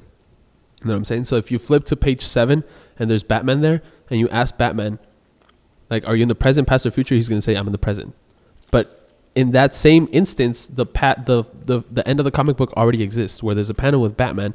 And if you ask that Batman, what part of the book are you in? He's going to say, I'm in the present, not in the end or in the beginning, because that's the only time he can perceive, right? So basically what he talks about is a higher form of superheroes who are waiting for humans to turn into a higher being so that they can join him in the fourth dimension. But basically what he talks about is there's a being in there and he's describing the comic book. His name is Captain Atom and he's of like a fifth dimensional being. So he's showing the comic book to a bunch of people. He's like, you can read it however you want, but you're always going to be outside of it looking in. You can read the thoughts of the characters as clearly as you're reading a magazine. You know what I mean? But you can see through these characters. You know everything that they can. And then he's like, how do you think that your three-dimensional world looks like to me when he's in the fifth dimension and stuff like that? So it puts different levels of dimensions into perspective and what it would be like to engage with something like that and how like how little you might seem to like the power of it all, you know? It's cool. It's fun. I'll send you guys a link so that you can watch it. But it's cool. I talked to some guy who's in my research lab, and he's a physics major, and he was just kind of explaining to me, like what time actually is, and how like it wraps around and stuff. And the things he's telling me, like I just kind of came to terms with, like none of us kind of know what's going on. Honestly, we don't. Like we don't understand reality. It's like humans came up with these, not necessarily constructs because they're there, but these boundaries within these like infinite things that we can't understand, just so that we can make ourselves feel better, or at least have like a engagement of like time and history and stuff like that. Like talk about the system and like people like play around with like the matrix and stuff. But today, like I went to an interview, and I was sitting in there, and as like this person asking me these questions. Also, I'll ask you a question right now. There's one question that I kind of hiccuped on that I was like, what was the right answer on that one? Okay. But anyways, as she was asking me the interview, I'm like, in my head, I'm like, dude, like I'm just another guy in society. Yeah. Like I'm getting interviewed to get paid to spend that money into businesses that pay bills and that pay their merchant, like whatever merchandise they need to buy. And it's like this system. And it's like, I'm just playing into it.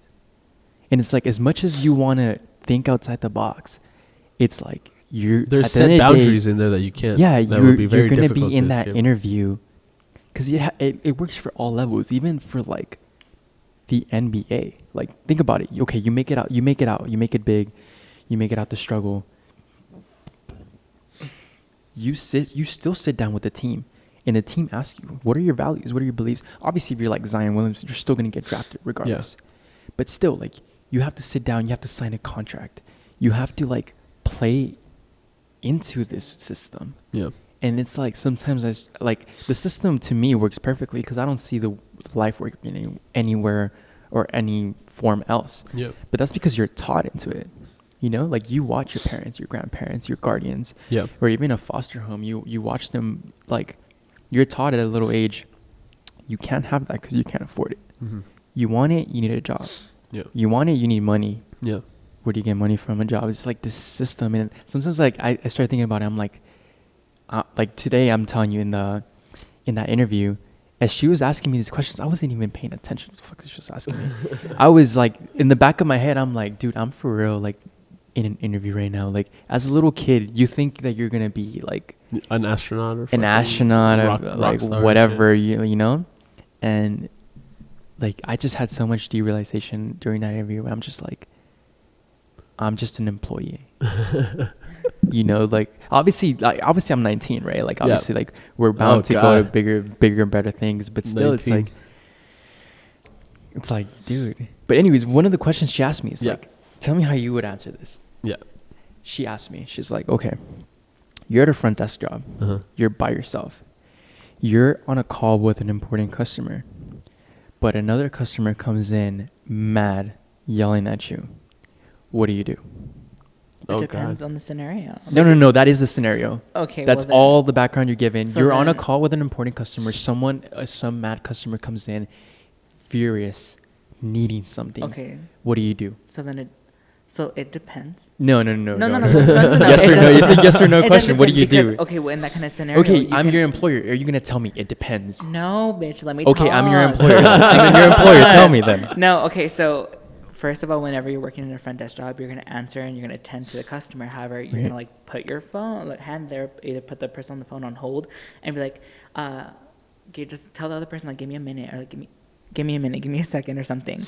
And then when you do that, depending on their reaction, which is what I'm saying, it depends, because they can either cause a scene or they can be very rude. So you can either like put two people on one, like for example, tell the other person, like if that person's really mad and they're causing a scene, you're gonna be like, can you give me 1 moment? I'll get back to you. Or like just tell them they're gonna like find something else. Like honestly, just like. Okay, but this is still a customer. Understandably a customer that you were attending customer. Understandably so, but at the same time, you can lose either both of them or one of them, and it depends on what you're doing.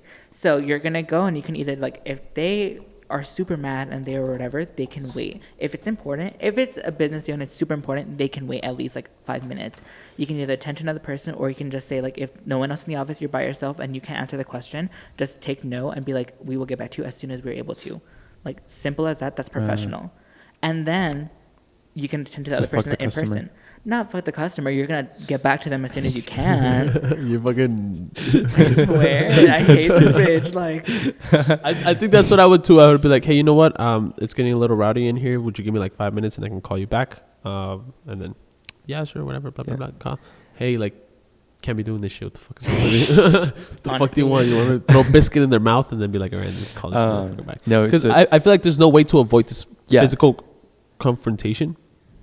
But this one, security. Hey, well, you can, yeah. But either way, like this guy's gonna hear everything. Hey, what the fuck? You know what I'm saying? Like, you don't want to put them on hold real quick. Exactly. Yeah, you want to do that. Yeah. The way I answered it, I was just like, oh well, you know what? I would respectfully ask the customer on the phone if they're okay with getting put on hold for a couple minutes, and you don't want to see the shit that's about to go down. And I'm sure most likely not their answer would be yes. I'm assuming their answer was yes. Yeah.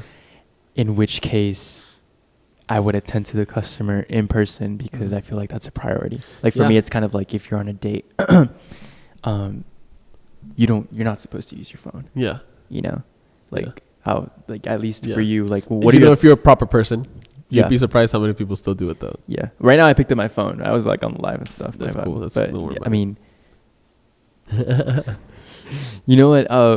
Talking about that's like the bad date experience. What's been your worst date experience? I have a couple bad date experiences, but let me tell you about one that happened to my friend, bro. About that, like so we used to live together like during the pandemic, and he used to go on a lot of dates, trying to find love, trying to put himself out there and stuff. In the pandemic, by the way. Yeah, in the pandemic. Yeah. Jacob, my boy, if you're listening to this, this story is about you, but he was. It was not like the first wave, because the first wave I was still at home.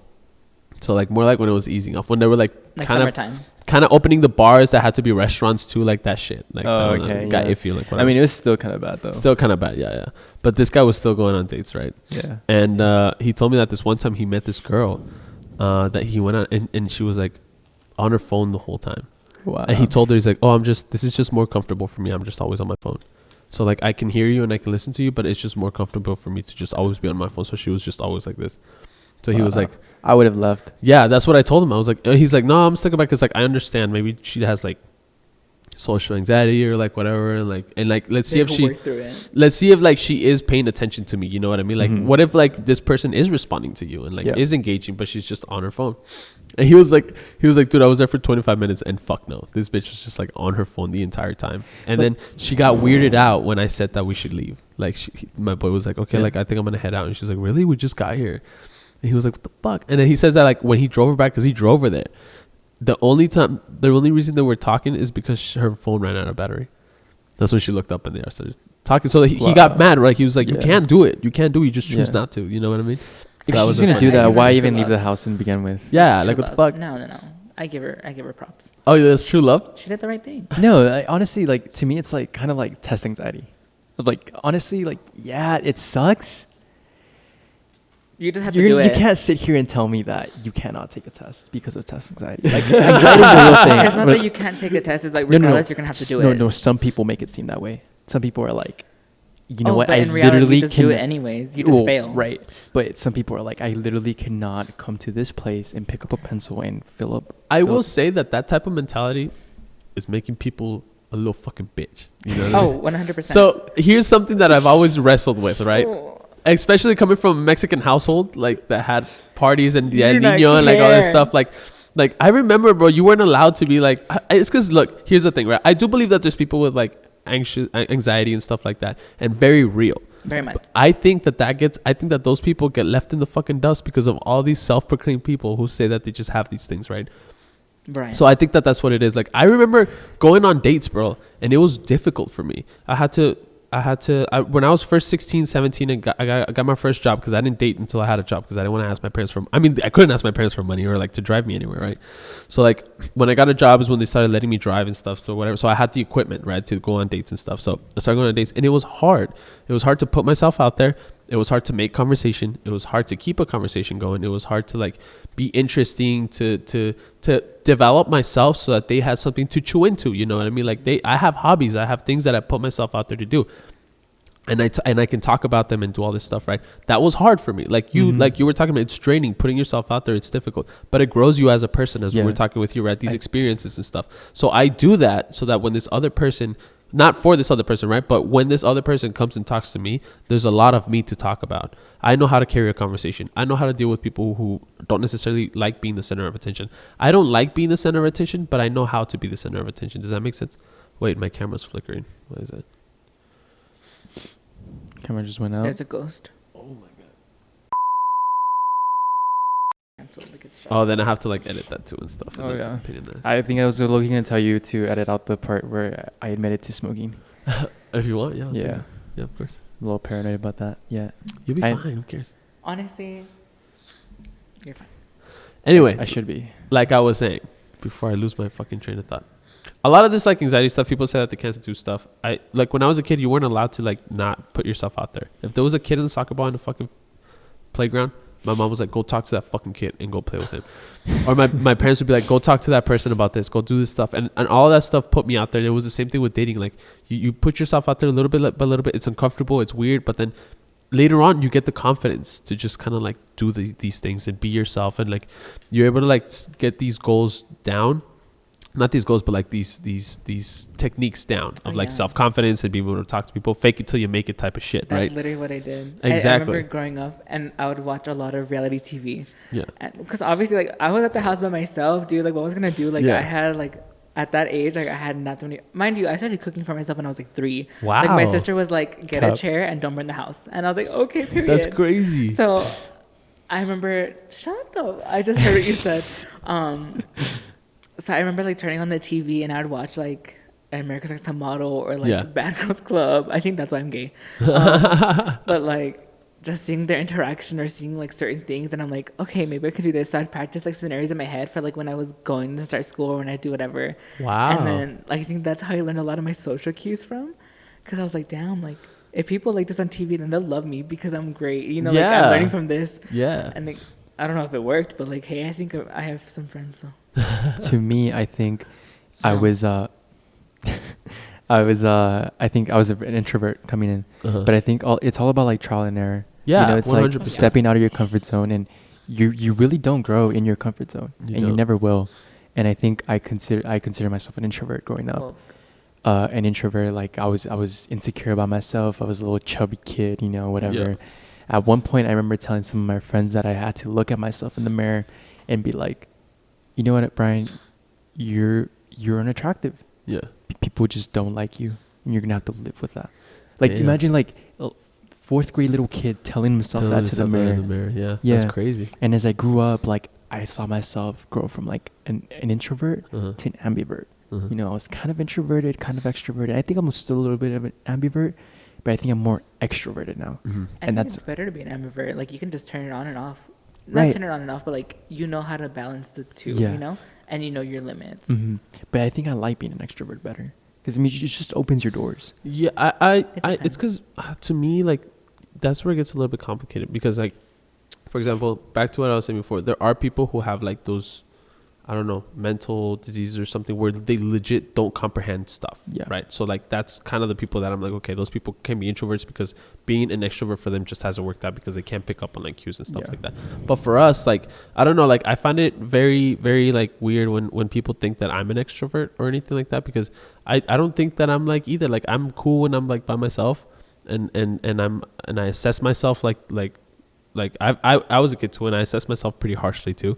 But you know, I'm glad that it didn't lead to anything like a little bit worse. But I don't know. I guess to me, the simple fact of when I started having these extrovert experiences is that everybody else was struggling just as much, right? Yeah. Like everybody else was putting up with these completely different things. So that put a lot of ease in my mind. And I realized that, like, I remember watching this video about this guy explaining this painting. It's called The Landscape in the Fall of Icarus. And I even put it like I never put anything on Facebook, but I put something about that because it was really cool. And it was literally like this painting, right? And in the painting, you see the ocean. You see a farmer plowing his fields with his fucking ox. You see a ship that's docking. You see a city that's going about. And then you see birds and trees and all this stuff, right? And very right at the little corner of the painting, there's 2 feet in the water and a wing. And that's Icarus falling from the sky. Have you heard that story? Icarus, flew too close to the sun, so he fell. I think yes, I have. What mythology is it? It's Greek mythology. Oh, it's Greek mythology. Then anyway, the painting. The story behind the painting is one of the greatest stories, like one of the greatest mythological stories that ever existed. One of the most famous mythological stories that has ever existed is happening right here, right now in the painting. Yeah, I'll put it up so people can see it. And no one notices. No one knows. The farmer's doing his thing. The city's going about. The people in the ship are like still docking, like whatever. The greatest hit story in Greek mythology is happening right in front of them, and nobody notices. Why? Because we're at the center of the universe in our own head. Damn. Because however embarrassing you might think, or however weird, or however self-conscious you might think that you are about certain things about yourself, other people just don't notice that much. It's not that they don't notice, but they're also thinking the same fucking thing. So they're thinking that you're staring at them, and you're thinking that they're staring at you, when in reality you're both just thinking these things, and you're missing out on the whole experience. You know what I mean? So once I was able to step out of that and realize that, hey, even if I look fucking stupid, even if I do some stupid shit, these people are going to notice. And what marks an impression on people is when you're able to communicate and relate to them. That's the fun part. Those are the things that they remember. So once I thought about that and I just guided my life in that direction, oh my God, 100% off better. It doesn't mean that I don't have to work on myself and that I don't have to do this stuff. It's just that the pressure wasn't there anymore. I still wanted to be better. I still wanted to be more social. I still wanted to be better academically. I still wanted to do these things. It's just the pressure was shifted in a way. I could see the insecurity in other people. And since I didn't react to it, I didn't push their buttons, I didn't do anything, even the conversations that I was having were just a lot more lively, a lot better, a lot less confrontational, and a lot more like guided towards just seeing how we think about stuff. Like, it's like that story about that actor who went to an audition and he's going up the elevator and another guy gets in the elevator that's also going to the audition, and he has a bunch of props. And he's thinking, wow, I didn't bring any props. This guy brought props. Like, fuck, he's going to get the part. And the other guy is looking at him thinking, wow, this guy doesn't need props. I brought props. This guy doesn't need them. Like, this guy's going to get the job. You know what I mean? Like, there's always going to be something in there. And you're staring at yourself more than you think. And that's always going to lead you down a very, like, not negative, but like, you're missing out on a lot, you know what I mean? By just getting out of your own head. So when I smoke weed with people or when I do that stuff, that's what I like to do. Get out of your own head. You're not that important, and that's okay. You're important to yourself, right? You're the consciousness in your head. Only you can perceive what's going on in here. But know that as much as you feel and believe, other people feel and believe too, and they're going through shit too.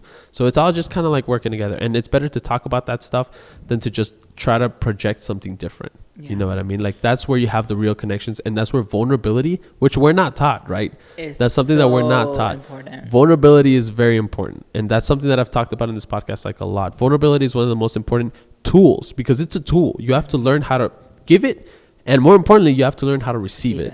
How to make somebody feel comfortable with the things that they're talking to you about. How to make somebody feel comfortable when they're being vulnerable. How to know when somebody's being vulnerable. There's been times that people just tell me stuff or something, and at the time I didn't recognize that they were trying to get a conversation out of me, something out of me that they were kind of like trying to talk about, but they couldn't just come out and be like, hey, I've been thinking about this.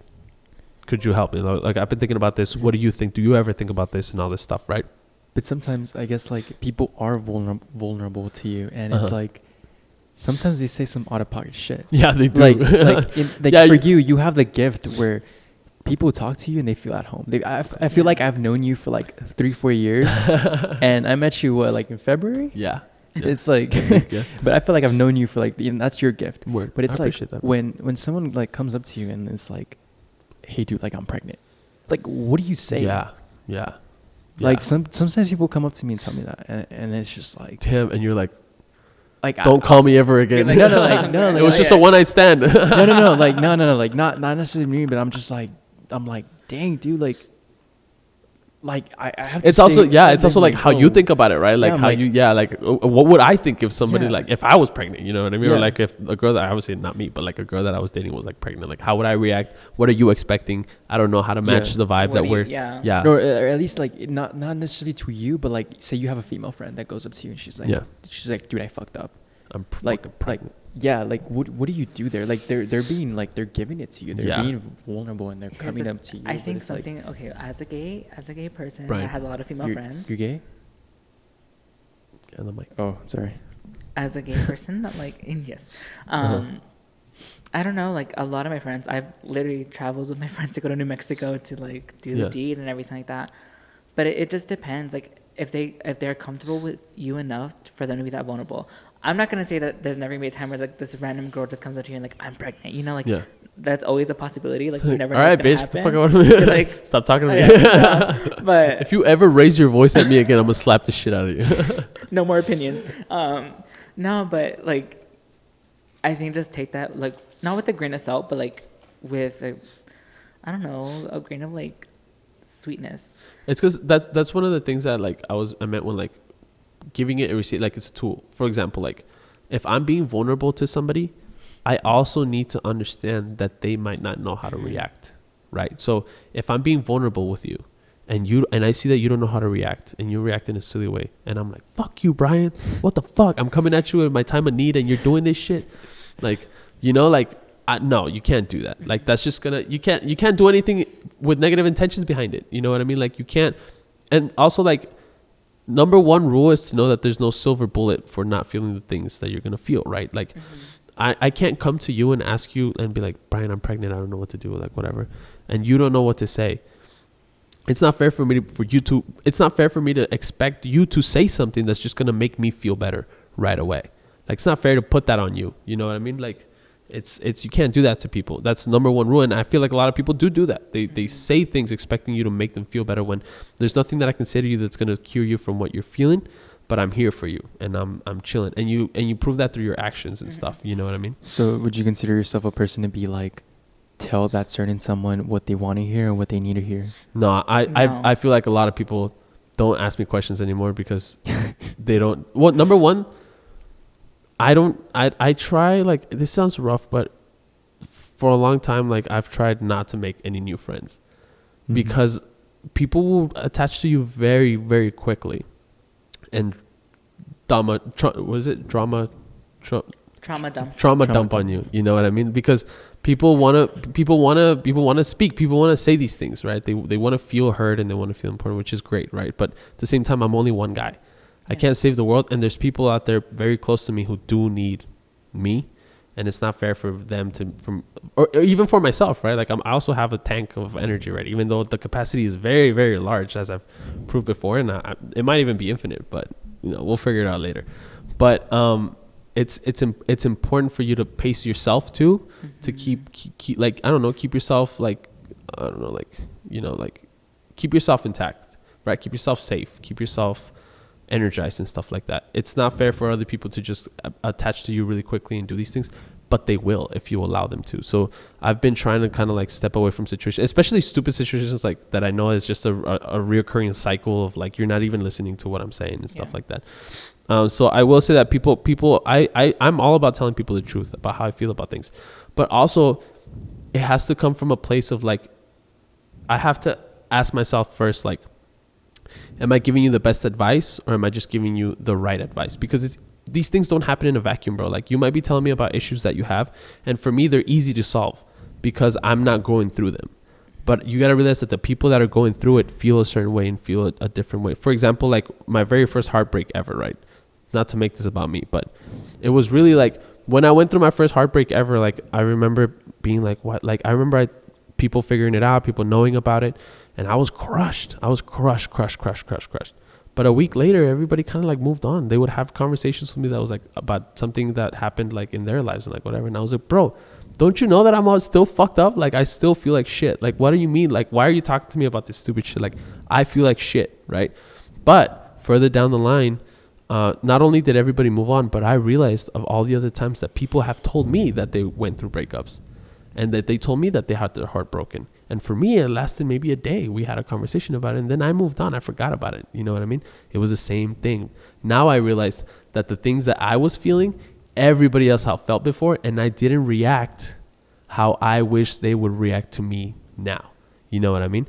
So that put into perspective everybody else's thoughts and everybody else's feelings, right? Like sometimes they're going through things that I don't understand, divorce or whatever. Surprisingly enough, I have friends that have gotten divorced my age. You know what I mean? Wow. I couldn't. Yeah, like 23ish. Like that got married at like that got married at like 19 because they thought they were in love and shit. You know what I mean? But all this stuff that I don't know what's going. So the number one thing is to just believe that this other person is having a human experience, that they're going through something, and it's okay not to have the answer.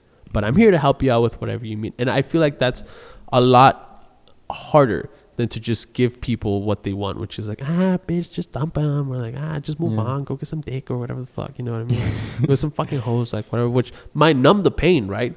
But I can tell you that whenever you're going through anything, heartbreak, insecurities, or like whatever, anything that makes you feel immediately good is bad for you. Very much. You're not fixing the problem. You're numbing it out, and it's going to build up towards something bigger later. Avoidant. Yeah, which is that's why it's good to like find good communities of people, good people out there to help you go through these things. People that care about you and that they like, you know, like even if they don't understand what you're going through, are willing to step it up and like deal with it together. You know what I mean? But it's hard to find. It's a bigger commitment for people. Mm-hmm. You know, I very much agree with you on that aspect of people just. Of course you do, bro. I'm a genius.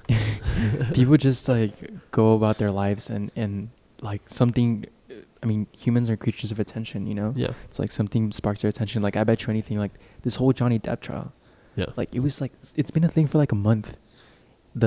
He won the case, yesterday? Yeah. I bet you, I haven't heard, from this day forward, you will not hear from it. Yeah. You will not.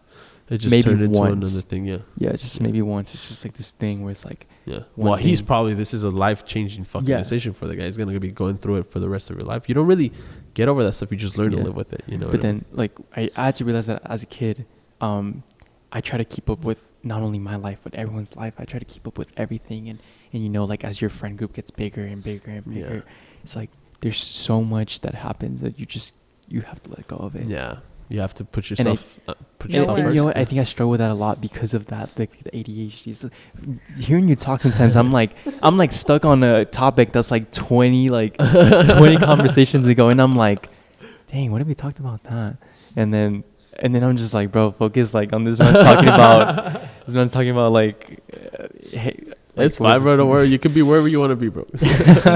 I think the thing is, like, no one is ever gonna be like. Going back to the topic of like, this man also has ADHD. I do have ADHD, and I'm like, no meds. We're doing this shit raw. Honestly, we're raw dogging it. I don't like that term. Oh, it stresses me out. All right, we're all raw dog. This is a raw dog squad here. Raw dog squad. Let's go. Yes, sir. Every day. Sign? No? Okay. No, No, but I think just going back to the topic of like hearing what you want to hear and like interacting with people and trying to keep up, like for me, like I would say that I have a lot of people that are friends and I have even more people that are acquaintances just because I cannot keep up with everyone. Yeah. And so it's hard for me. Like I was in that situation where I was like, oh no, like it's this person's birthday. I have to like say something or else I'm gonna go to hell. Like no, I'm not gonna go to hell, but like I'm gonna feel so bad. Yeah. You know what I mean? Or they're gonna fucking hate me forever. Because realistically, like sometimes, and you can like see this in relationships or like in friendships, like sometimes people have more significance in your life, and you won't have the same amount of significance in theirs. Right. And that's the sad reality of things. You know what I mean? But at the same time, it's like, even though they're not as significant to you or vice versa, like they're still people. Yeah. And we treat people the way that we normally do. Yeah. And that's why it's important to like live every day with kindness and compassion. Mm-hmm. And like if you forget something, like damn, like I'm so sorry, but like hey, tell me about it. Like if I have time, tell me about it. Yeah. And back to the birthday thing, just wishing someone a happy birthday goes a long way. It does. Yeah, it does. Honestly. You know what? I wrote down your birthday on my planner. Really? That's why I wished you happy birthday at 12. You know what? Like I'm his mentor, and he forgot my birthday. I didn't. I literally called you at 11:55 because I knew this man was gonna get bombarded with like calls and whatever. I was like, you know what, man? I'm about to go to sleep, but I want to be the first one to wish you happy birthday, even though it's 5 minutes early, whatever, blah blah blah. And same thing for you. Like when someone tells me their birthday, I'm like, I write it down on my planner. Hell yeah. Which is why like I texted the group chat like at 12, and I was like, you motherfuckers better text. I'm over here in the shower, and I'm like, oh yeah, it's Achuka's birthday. I was like, happy birthday, man. Thank you, bro. I appreciate that. Because it was really nice, honestly. I really appreciate it. That made me feel really nice, yeah. You know who wished me a happy birthday from Fidel other than you? Who? No one. Oh. Motherfuckers. Why would you build me up like that, bro? It make me look like a fucking monster, bro. Hey, JP actually now. To be fair, to be fair, I'm always like, okay, like I'm gonna wait till like the end of the day and then I'll send something. But then like I don't ever send anything. I'm not gonna lie, I hate when they send at the end of the day. Really? It's not really that big of a deal. One time I was dating, I was dating a girl and she was like, it was National Girlfriend's Day or whatever, and I posted her like at 4 p.m. or something like that. She got so mad. No way. So mad. No she was way. like, that is so disrespectful. Why even post me at that time? It's like so late in the day. That's like, insane. Yeah, oh, dude, don't even. Why even post me at that time? Oh my god, you're lucky you even fucking got a post. I would say. What the fuck? I would say like no, like for me, if it's not told in the beginning, like I just move on my day. You know, if it's at the end of the day, in my head, and this is just a me thing. Like this is my own like inner like voices because like, I have many of them in my head. You know. Yeah. And just like, damn, they don't care about me. Damn, they barely remembered. No, this one guy who like I don't know what we are, but it's really complicated. You're kidding? I'm just kidding. I hate this bitch. You forgot it was my birthday the day before, and I was like, bitch, I've known you for like years. My god. And I was so mad. I was like, I'm gonna fuck this. I'm gonna beat his You're ass. fuck him? Wow. I'm gonna fuck him up. No, I'm gonna fuck him up. Like, I'm gonna hate fuck this fucking guy. I don't know. I guess like, and that's another thing, right? Like that's another thing, that perspective. I realized how like awesome it was when people wished me happy birthday, and I was like, damn. All the other times that I've seen, and all I had to do was be like, happy birthday, bro. And I fucking didn't, because I'm a fucking dick. You know what I mean? So I'm sorry, bro. No. I mean, happy you're birthday, good. Like, bro. I don't expect people to know, like, my birthday or whatever. But you know what? Wishing someone a happy birthday is the easiest way to slide into someone's DMs. Oh, 100%. Oh. Girl or guy. Oh, my God. Honestly, it's worked for me where I'm just like, hey, happy birthday. Happy birthday. And honestly, what are you doing later? Honestly, like, that just leaves the ball in their court as to sometimes you get a really dry response. Sometimes you get no response, and sometimes you get like a. Right, I remember one time I just texted some girl and I'm just like, "Hey, like happy birthday." And she's like, "Oh my god, like that is literally the sweetest thing ever." Like heart. Damn. And I'm like, I literally. Bad, never mind. I'm just like, I literally just wished you a happy birthday. Yeah, Jesus. But that just goes to show that she was like interested. But females will not text first most of the time. I don't think so. Well, it's because you know what? I actually have had a female group of girls in this podcast that would disagree with you, and we came to a conclusion. Yeah, that it's not a boy versus girl thing. But I'd have to explain for you to understand the answer that I'm gonna give you. I'd have to like explain it. And you know what? Because I have a female friend, and I have this one particular female friend. She goes by Big Bird. Okay. And nice inside jokes. I like them. No, she's just like 6'5", bro. Honestly. Okay. But she's a cool dude. you know, like she probably like dunk on me or whatever. Regardless, anyways, she's told me before. She's like, I will not text a guy first. It doesn't matter. And she's like, I will see a cute guy down the hall and I will not go ask for his Instagram. Yeah. I will not text him first. Yeah. And I'm like, do you react to his stories? And she's like, no. And I'm like, dude, how do you expect this man to know anything? Yeah. And she's like, no, like I just like that's just how I was raised, and it's not a pride thing. Like she definitely like she knows like what her standards are and everything, but it's just like she will not take that first step. And I feel like that's the place that a lot of females are at. I think that's just such a missed opportunity, and that's how I try to explain to it. Like that's just such a missed opportunity because number one off the bat, a girl making the first move is fucking dope. Is fucking awesome. The amount of confidence that shows. Girl boss. Yeah, like it's just cool. Like, but I've had a bad experience with girls that text first. But those were just like the experience. Don't label all of, like that's what I was saying. But like most girls that have texted me, like they're usually extroverted and you know what? Yeah, but at the same time, they usually have like a lot of experience and it's just like what it is. Sometimes like for me, like I have a type. Yeah. And I think my type just isn't the type to text first. Because for me, I like the little like nerdy, I remember being 19 girls. and having a type. I mean, but like most girls that text me first and stuff, they'll be just like, I don't know, man. I don't want to label everyone under one. Emasculated when they message him. No. Do you really? No fucking way. It's not. Don't tell me that shit, bro. Honestly, it's not even that. It's just like literally like. The type of girls that will text me first are the type of girls to post on their stories and be like, I need someone to fuck me today. Yeah. And it's like those type of girls are the type of girls who will text first for the most part. Yeah. For the most part. Because I know that. I mean, if you have a confidence to be like, come fuck me to like your Instagram, like fucking. Yeah, but that's your story. Yeah, that's your story. That's just crazy. What if you're in your close friends? It's different. But even that, like, I feel like that's sneaky. Okay, you get added to someone's close friends. And I've had girls that like just add me to their close friend. I'm like, bitch, like what the fuck? Like you didn't even say hi to me when we walked past the hallway. What the fuck are you adding me to your fucking close friend? You know what? Last time I was going, I never checked my story views, but one time I did, and I checked this one girl's story views who I didn't even follow, and I was in her close friends. Wow. And I'm like, bro, what? Like that's crazy. I don't even follow you, but literally girls will do that. They will put you on their close friends, and I don't know what it is. Like honestly, like it's because also sometimes they post like spicier pictures in their close friends. No, they do. Yeah, and that's kind of they like do. I mean, I wouldn't know anything about that. Yeah, me neither. But I think Jordan does. Can you speak a little bit on the topic, Jordan? About what? Just being a hetero in general. Being a hetero, my experience as a hetero was short-lived, and it was fun and fresh, I guess. That's my statement. I had a girlfriend before. No way. I did. You had a girlfriend? I did. And you did? Yeah. How was that? I'm gay, so yeah. It didn't work out well. Is that like a low blow to her though? No, not really. I think it was just like a mutual thing. I was like, I tried it. I'm not vibing as much as I want to, and yeah, like I'm not saying women are attractive. Don't get me wrong. Yeah. But I can't see myself with a woman. Okay, it's like if you dated a girl and then she just broke up with you and became lesbian. How would you feel? Definitely would be like, I'm glad you figured it out. Yeah, you see, like it's like no diss on her, no diss on me. It's just not my. I definitely am not gonna think that fun. I turned this girl gay. You know what I mean? I'm not gonna do that to myself. I don't think you don't have that power. Yeah, I think that's to turn someone gay.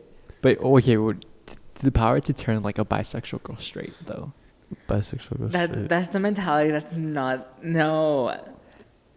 What? That's not how that works. Yeah, I guess it doesn't matter how bad a girl fucks me up. She's never gonna turn me gay. You know what I mean? No. Like you turn a bisexual girl straight.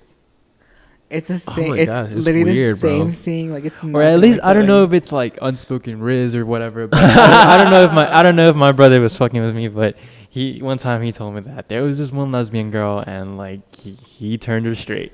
No way. I will say because sexuality is a spectrum. As we saw, I sent him and Big Bird and another friend of ours like this sexuality test that I was sent. Okay. And damn, I never called it that. I feel so bad. I'm gonna clip that. Shut the fuck up. No, but like it's a spectrum. It's like they gave you like this like little graph with like 4 quadrants, and it's like asexual right here, homosexual, bisexual, and heterosexual, right? Okay. And so for me, I actually wasn't even in the homosexual one. I was like at the very top, close to like being like homosexual, but in bi. Okay. And so I was like, but I still would not go with a woman. Like I'm not. With you, without you taking that test, what would you consider yourself on the spectrum? Straight as I can get. As straight as you get. Yeah. But I think people that are 100% straight tend to be a little more gay though. Would I make out with Bad Bunny though? Anyone would though, but that's no, not, like actually. That's not a I sexuality would make out thing. with Bad Bunny. You would make out. I would with make Bad out Bunny. and Brad Pitt together if I could. Yeah, okay, Brad you see, Pitt. like me, Yeah. like Okay. I play a lot, and I'm like sometimes I'm sus, and sometimes even to the point where people thought I was gay for a little bit. Yeah. No. Yeah. Because you say some such shit. Yeah, But you see, yeah. that's also just like fun with the boys. You know what I mean? Yeah, Like right. sometimes it's just fun with the fucking boys. It, Like, But it got way too I'm like gonna say far. it. No, I'm gonna no, you say should it. not No, say I'm it. gonna say it. No, don't So say it. there was this one time we were in Chipotle with a group of friends.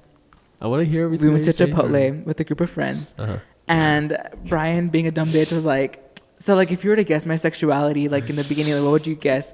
And this girl was like, "Bisexual," and he's like, "Nah," and then she's like, "Oh, then gay." Oh, And I was like, and she was like, for real. I She was like, could straight not up for stop real. laughing. It was so funny, and I And, was like, like, "Damn, It's Bryan." hilarious. And to me, like I play around like that a lot. Yeah. But I don't like at the end of the day, like I don't know if you're being for real, and I think you are. Uh-huh. I wouldn't make out with Bad Bunny. You wouldn't? No, I would. He's not your type.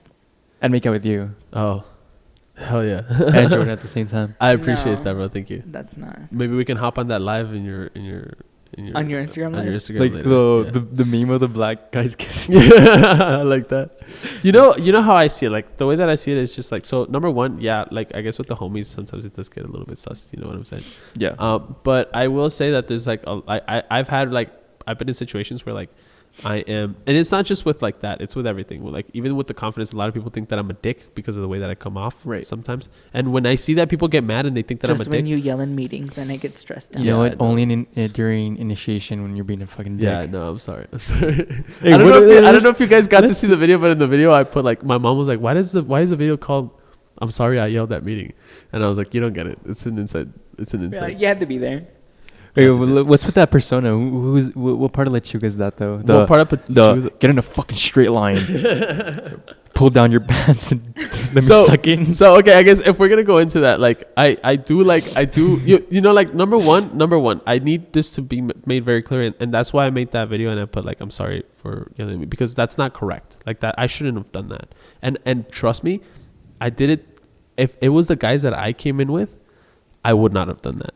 You know what I mean? Like I would have not behaved that. I wouldn't have yelled. They're like, oh, because those guys would have been like, "Fuck you!" Like, "Fuck you!" Shut the fuck up. You know what I mean? Because I went with it was at the same time, but I got to do it because it was a little bit seniority, and number two because I was right. You know what I mean?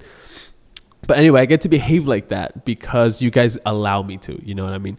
Number one, it's coming from a good place, believe it or not. But number two, like I shouldn't be behaving that way because I wouldn't want you guys further down the line to do it to the other people. And if I do it to you guys, then you guys might think, oh, this is something that happened to me, so now I'm gonna do it to somebody else, and that's hazing, and it turns into like a weird thing, right? But I do like to be strict about some things, and I know that you guys don't know. Like for example, like when it was an initiation, so we were having an initiation, and everybody was just kind of like lackadaisically like hanging out and like, right? And I just kind of set everybody straight. I was like, what the fuck, like.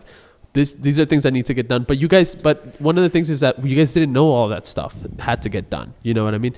You guys didn't know exactly what the routine was and how complicated it was going to be. So that's where it was coming from. Is because I know that when it's practiced and done, it's still hard. Yeah. And I'm like, we haven't practiced, and it's 30 minutes before we're going to do it, and no, we don't even have the lights for the books. Like, what the fuck? So I knew it was going to be like a shit show. Oh, you're talking about this past one? Yeah. Oh, that was very. And then with you guys, like with the Fakai or like with the pledges or whatever, I just want to give you guys the experience, like of like having you guys in a tense situation in the safest environment that you can, which is like a classroom in school, right?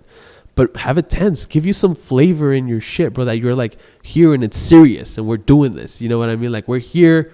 I need to behave. I need to fucking show like my best side right now. And then you go in and you just have fun. And then afterwards, it's all more fun. But you take it seriously because I promise you, one person doesn't take it seriously and we let it slide. The rest of the day. It just starts, it turns into like this just big kind of conversation and stuff when there's things that we need to respect. And there's things like, this is serious stuff. Like, you're joining something serious and you're making a commitment. So there's like, just because it's like strict doesn't necessarily mean that it's mean and bad, right? And you can see that I turn it on and then I turn it off. Yeah. Like, it's really like a, you know what I mean? This man is literally bipolar. Like, what's happening? No. Like, it was literally just like, hey, let me get your attention, this, and that. And then afterwards, I'm just chilling. You know what? During that event, I would have been scared to get near Garib. I feel like Garib would just like be the type to like pull out a Glock on you. Garib? Yeah. Garib or Garibite? Are you saying Garib or Garibite? Garib. Garib, the new guy? Yeah. Nice. Really? You think so? Dude, Garib is...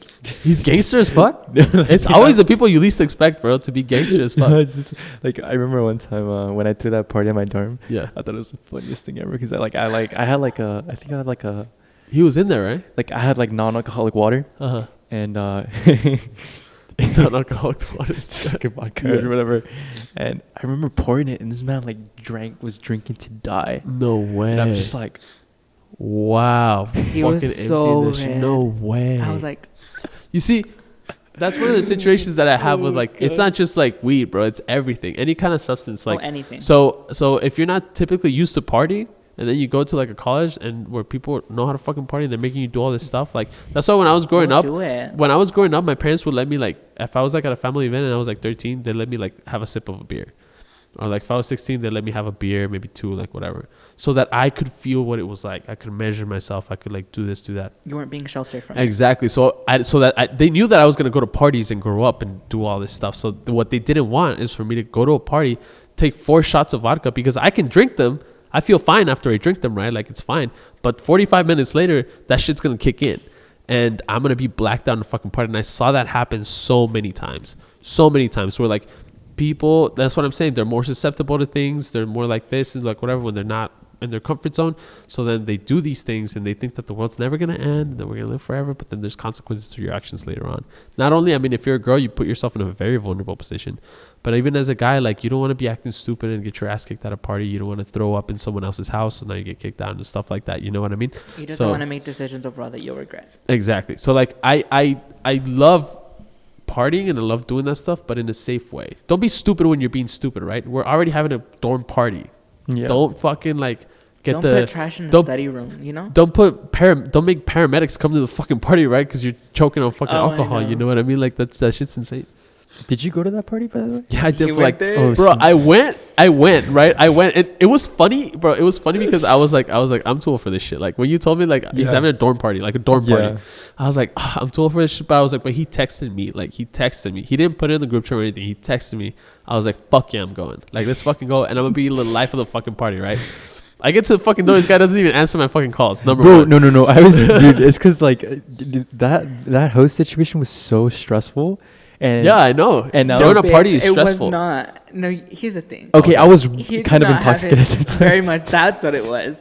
And so he did not do anything. So ignore me at the fucking door? No, dude. What the fuck? You know what? I was going down and up the stairs, and I had like a good 3 or 4 shots. That's one of the reasons why we usually typically as a frat don't throw parties, because we'd have to work them. Oh no! We'd have to be working the door, security, fucking all this shit, bro. Like, and that one conversation we had was. I think that JP brought up, I didn't want to say anything because I was just like, I had just gotten in. I was just been initiated. I just got off being a fight cast. I didn't want to like be Mr. Big Balls, you know, and like be like, oh, we need to do this, we need to do that. But it does suck. It does suck how like some of these other frats are kind of like throwing these parties and they're doing it. But it's just like, we have all these ideas and we just don't put them down. Yeah. You know? Yeah. It takes a lot. Yeah. It does. It takes a lot, but it's not impossible.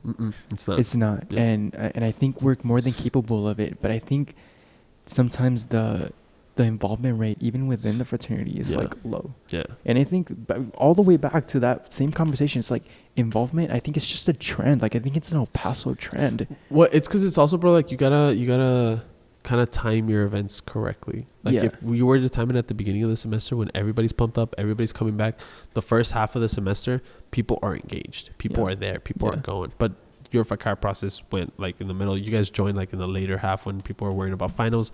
Some people are graduating, stuff like that. Some people didn't get initiated till like the whole semester after they started. Some people didn't get initiated for like a year and a half. So you know, let's not start talking Manu. shit. I'm just saying. Manu made it into USC. Yeah, good shit. Good for him. Dude, bro. I was like, wow.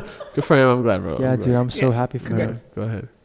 It's their problem now, bro. Yeah. But anyway, going back to that. So I was at this guy's fucking party, bro, and I pulled up, and like everybody was there, and it was cool. So I went in, and as soon as Luis and Diego see me, bro, they're like, "Oh shit!" And like Luis is over here telling me, he's like, "Bro, I'm so glad you pulled up. Like this is gonna be a dope ass fucking party."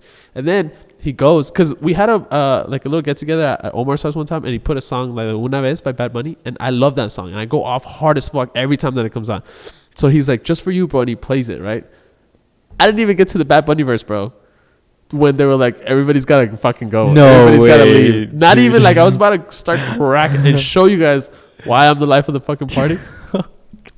And sure enough, it gets fucking cut. And I was like, oh, No I was like, I knew way. it. I knew it was gonna happen, but I was kind of hoping to get this one verse in. Man, Yeah. Canyon is not the place to have parties. You know what, bro? There was so much drama because of that. Really? Yeah, it's stupid, unnecessary amount of drama. Like people made a big deal because there was like another party being thrown down the hall, and I'm like, okay, like whatever. Literally, bro, it was I don't know what it was with that floor. Like the floor just did not like me. Really? Yeah, and I have to this day I have no idea why. I'm sure there was some things that built up to it. Yeah. But to this day I don't know why. And it would be like there would be people would be in the lobby and they would just be like, hey man, you know, like say I'm talking to Jordan. Yeah. Or like actually Jordan's talking to you. Yeah. And I'm here. And Jordan's like, hey man, are you coming to the Thursday's party? Yeah. And then you're like, yeah, for sure. I'm going. Yeah. And then like, all right, I'll see you there, and then walk away. But like in front. But like in front of me. Wow. Like in front of me. Really? Like yes, in front of me. Like they wanted to make it known. And I had been planning a party for a minute, and it just so happened to line up the same day. And I was like, oh fuck you! Like, first of all, I'm not inviting the same amount of people you are. Yeah. Like the people that were at my party were completely different. It's like, fucking college. It's a really big chance that the people No, that are going to your party have never heard of me or ever talked to me. Yes, exactly. A completely different grade or level. What the fuck? Dude, there was like they were mad because I threw it. I'm like, okay, like who the fuck are you? The RA? Context, like some context with this is that it's people that like know Bryan and they just did not vibe with Bryan at all. And they just didn't want you to throw a party with them? Fuck. It's because you should have told me this, bro. You should have told me this. I would have made such a big fucking it's like deal something about that it. was like, it's not just like the party. It's just like things in general. Like anything Bryan does, they just like it rubbed them the wrong way. I don't know what this kid did. Yeah. I don't know what this kid did. Nah, just kidding. I know what you did, but like, I literally did not do anything. it's not that you didn't do anything. It's just that, like, sometimes people just don't get along. Sometimes people just don't clash. Personalities. Yeah, but you don't. But I understand. But you don't to be a dick yeah, about it. you don't Exactly. have That's to. where I'm like, oh no, they're for sure in the wrong. Yeah. But like, that's the context that was there. It wasn't just like some random people on the floor. It was Okay. like people that like knew Bryan, that work with Bryan, that are affiliated with Bryan. In That did general. not want. And you I to think have they- fun I in think your- the- Exactly. fact that Anything they that he got- did, they were gonna be like, no, shut down. What a shitty way to Do things. shut yourself out of Yeah. stuff. Yeah, you know what and I mean? I think they got mad because I threw a fucking rager. Yeah. Like I think that's the probably. reason they got That's mad. probably what stung him is that it was actually. Yeah, fucking because cool. they were and like- Chuga pulled they up were his like- shit, and that was like, oh no, this is it. We gotta call it right. I think they were like in the lobby like looking over and shit, and I'm like, dude, y'all are invited. Yeah. Like there's no bad blood. Like to me there was never bad blood. Isn't that the worst thing that you can do? To be throwing your own party and be staring out the window to someone else's exactly. party. And Never be that fucking guy. And then I don't know if my camera's working right now, but I'm telling you right now, never be that fucking guy. And then to me, I was like, y'all are invited. Yeah. Like y'all No can bad come. blood here. Yeah, what the no fuck? bad blood. What's up? Pull up. And Beat your no, fucking dude, like they were so mad. I'm just like, okay, like my bad. I'll send you an RSVP 2 weeks in advance Yeah. On my tracker. on Yeah. my tracker, Yeah. like next time, Yeah. because it was clearly like A calendar invite, you know? yeah. Wow. Well, bad vibes from people. But Dang, you can't let that. dude. You can't let that. You know, Dang, get to you. Like you gotta be like an ocean and take in a polluted river and not But- pollute yourself. You know what I mean? But like you know what? I think we can get it situated, man. I think we can get it started. And I think so too, bro. I think so too. I would be very happy to help. I have a lot of experience with stuff. I think like I even put in the chat. I think first we need just like a location. Like we need a house. Yeah. And I think some people can offer their house. Yeah, I They think just so. Too. don't. I Like, know. and I'm just like, bro, like offer it.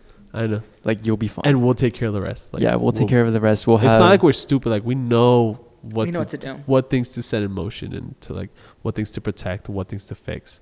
We know how to pick up. We know how to clean up. We know how to keep things under control. Especially us, bro. Especially us. Like All right. we know how to moderate these things and Yeah. be safe and like whatever. Especially when you got a chuga in your corner. Come on, bro. Like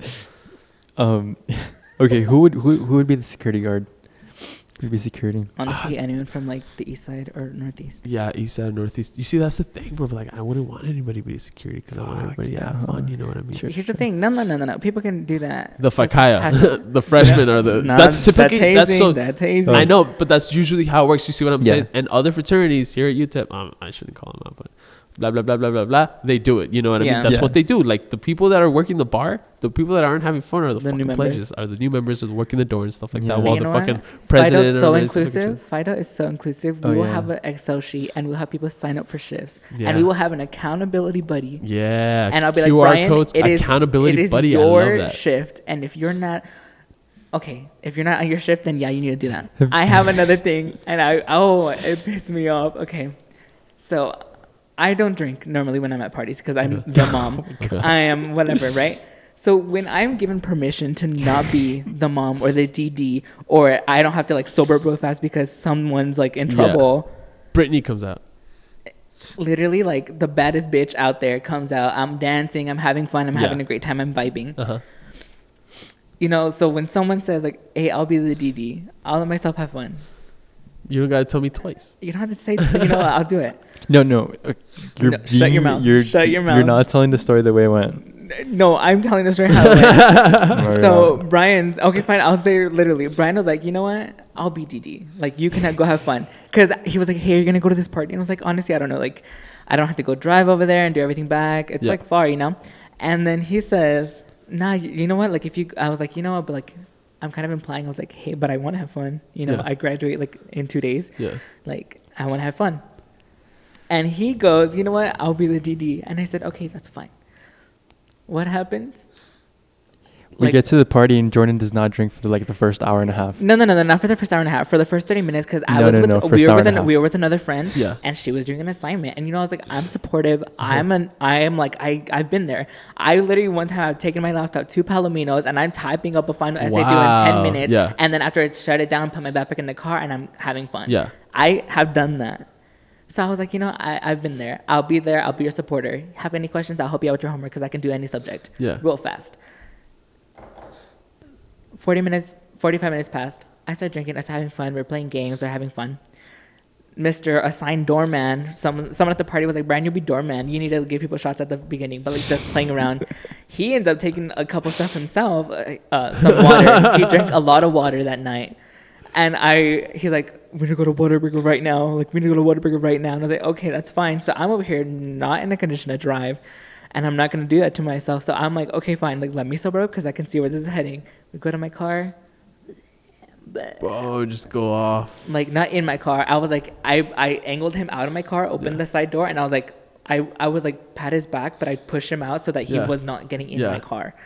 And so, like, let's just say I had to wait and I had to drive back. That's a perfectly good story to assess. Like, for example, you're talking about these things that we have to do to go to a party, right? To throw a party and stuff like that. I want you to go to the tailgates, bro, because I want you to see what I had to deal with when we have to put. So, for example, we had to put canopies away at a certain time, tables, drinks we had to take care of, all this stuff, and everybody was like, "Yeah, I'll help out." But when the dice were rolling, people were intoxicated, people were drunk. I would be talking to people in their eyes, be like, bro, I need your help. I need you to help me out with this. They'd be like, let you go. And they'd be like, yeah, I got you, bro. And the second I turn around, boom. There'd be guys that would like start talking to a girl, bro, and they would just not pay attention to me at all when I needed their fucking help to put stuff away, bro. Like, and I offered my truck, I offered my coolers and all this stuff, like, because I thought we were all helping out, all pitching in, and fuck no, I remember being like, hey, just don't let. I was like, one time we had Stevens' truck next to my truck, and Stevens was like, hey, just don't let anybody in my truck because my suspension's not very good. Like, you know, you've seen his truck; it's like not a 4x4. You know what I mean? And mine's a little bit. My Tacoma was a little bit lifted, and I was like, okay, so I literally just told one guy, don't let any girls on this truck. Just if they want to hop on the truck to dance or whatever, let them hop on my truck or like whatever. Oh, I leave to the bathroom for 5 minutes. I come back. There's bitches everywhere, bro. Like on top of both of them. And I asked this guy to his face, bro. He's just chilling there, and I'm like, "What happened?" He's like, he's like, "It happened, bro. Like whatever." And I'm like, "Dude, like so." It takes a lot of willpower to be able to do these things, to restrain yourself from a good time, and that's why I was like, we'd have to hire security. We'd have to hire people to work for the bar because I know if my boys are there, number one, either they're gonna be unreliable or it's gonna be unfair for them. Yeah. We've been planning this thing all semester, and now they gotta work it. Like, fuck, that sucks. You know what I mean? So all of those things are things to keep in mind. Why do it once a semester though? Sure. No, that's not what I'm saying. That's not what I'm saying. Like, I was just saying, like, they've been waiting for this, or like, whatever. Like, we can do, like, smaller parties, and that's cool, but we should throw, like, these. But just so you know, there's a lot more that goes into it. I think once you perfect and plan one, then you can start thinking about having more than one semester. Of course. Event planning is so... Me, have done event planning for the past, like, 3 years. Yeah. Oh, my God. And then event planning, let's say, like, think of the party as event planning. Yeah. No, it's not just reservation. It's just like now it's safety. That one safety is like the main thing because if anything goes wrong, that shit is on you. And it's like, you know what? Safety fights. Our weapons, like, are we checking for weapons? Like, I think we. Yeah. I think honestly, can I have a taser? That's my one question. Could we keep somebody out? Like, could I? If I tell this person, don't come in. We have a black book. Are they gonna be able to be like are we able to? Are we going to be able to enforce that? You know what I mean? Like, if Bryan's at the door and tells us, like, 3 guys, no, you can't come in, what's going to keep them from just being like, nah, fuck you, and they just walk in? A taser. You know what I mean? No, that's what I'm saying. Like, do we have something in place for that situation to happen and stuff? Like, to kick somebody out, to, like, whatever. I think we do. And I think it's just, like, simple, like, manpower. And it's just like, bro, like... I know. I would just love... Like, I would love for you to go through a tailgate season first, and then we'll Bryan, talk. I propose something for you. If you want this done, and you as a student leader on campus... I recommend that you give me a event checklist. I want to see what you have in mind, and I want to see your ideas, and I want to see how you feel like we should execute them. I want it detailed. Yeah. And if it doesn't misplace comma, I'm gonna shred it in front of your face. I'm gonna shred it in front of your face. I'm gonna be like, come here with me, and then I'm gonna make him shred it himself. I'm gonna be like, shred it. But and then money also plays an aspect. I mean, like, we got money, bro. I mean, okay, yeah, but like, how much money do you think that one party made when they were charging 10 a head? Oh, I wouldn't know, but I'm guessing like 10 a head, bro. 10 a head. How many people were in there? No idea. I didn't go. Okay, but 10 a head though. Damn.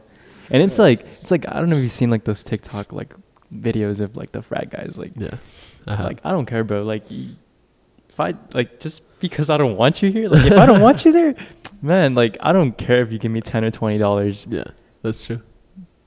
Get it kicking, man. Yeah. Have you seen when they're like when there's frat parties that will collect and then they'll party for like an hour and then they'll call the cops on themselves to get it shut down. Yeah. And then they keep all the money. That happened here too. But anyway, we'll talk more about that. Get with me afterwards, and we'll get the details straightened out. We'll make it happen, man. Yeah, I'll make it happen for you, bro. Like, I promise. Nah, the Trigo, he needs to type up the thing. I want him to understand. Oh, we'll do it your way. We'll do it. Don't get me wrong. We'll do it your way. You'll learn. But anyway, thank you guys so much for being on. Thank you for having us. Yeah, this was so fucking cool, bro. I definitely need to get you guys back. We need to have a part 2. Yeah, definitely. We can call this a series or something. Yeah, 100%. Yeah. I like it. The heteros and... The heteros. The fat juicy ass. And the fat juicy asses. Nah. Just the heteros. Just it's ass. Just me. Oh, okay. That's fine. Anyway, Bryan, do you want to plug your Instagram? Plug in my Instagram. Yeah. Well, give us your Instagram. Give us your Instagram and give us one song that you're currently obsessed with. This is what I like to ask people. Instagram is BRYXNNN and then 3 underscores after it. And let me check my recents. You know, recently I've been getting into a lot of alternative, but I can't give you a single song. Let me see. Surprisingly enough, people always sound the same. Actually, yeah. As It Was by Harry Styles. As It Was by Harry Styles? Yeah. Damn. I'm kind of like, I like it right now. Cool. I'm taking it. That's cool. Yeah. Jordan, you want to give us your Instagram and one song that you're currently obsessed with? Definitely. If you want to follow me, hit me up anywhere. All my socials are Jordan Seth D. JORDANSETHD for people that don't know how to spell. I'm a victim of that. I'll write it down for them too. Thank you. You know, can I have air bubble right here? Yeah, of course. With like a little heart. Whatever you want, yeah. Thank you. I think right now my song that I'm listening to because of Big Bird is Dead to Me by Kali Uchis. Dead to Me by Kali Uchis. It's good. Ooh. And honestly, the whole Harry Styles album. Because I am and K-pop, but like... K-pop? No one like... Manny introduced me to K-pop. As you should. Nice. It's so good. It's pretty fucking wild. Nah, I will say that. They're elaborate. Like, these groups are like... If you see the performances, like... The production is off the charts, bro. That was insane. y'all can never. I'll invite you to one of our sessions. Bet. Yeah. You too, bro. Yeah, for sure. I'm down. But anyway, thank you guys so much for being here. We had a minute, bro. We had almost like 2 hours to fill this. That's crazy. So thank you guys so much for being on. And yes, I will definitely have you guys back. Yeah, of course. Cool. Cheers. That was lit. Oh my god.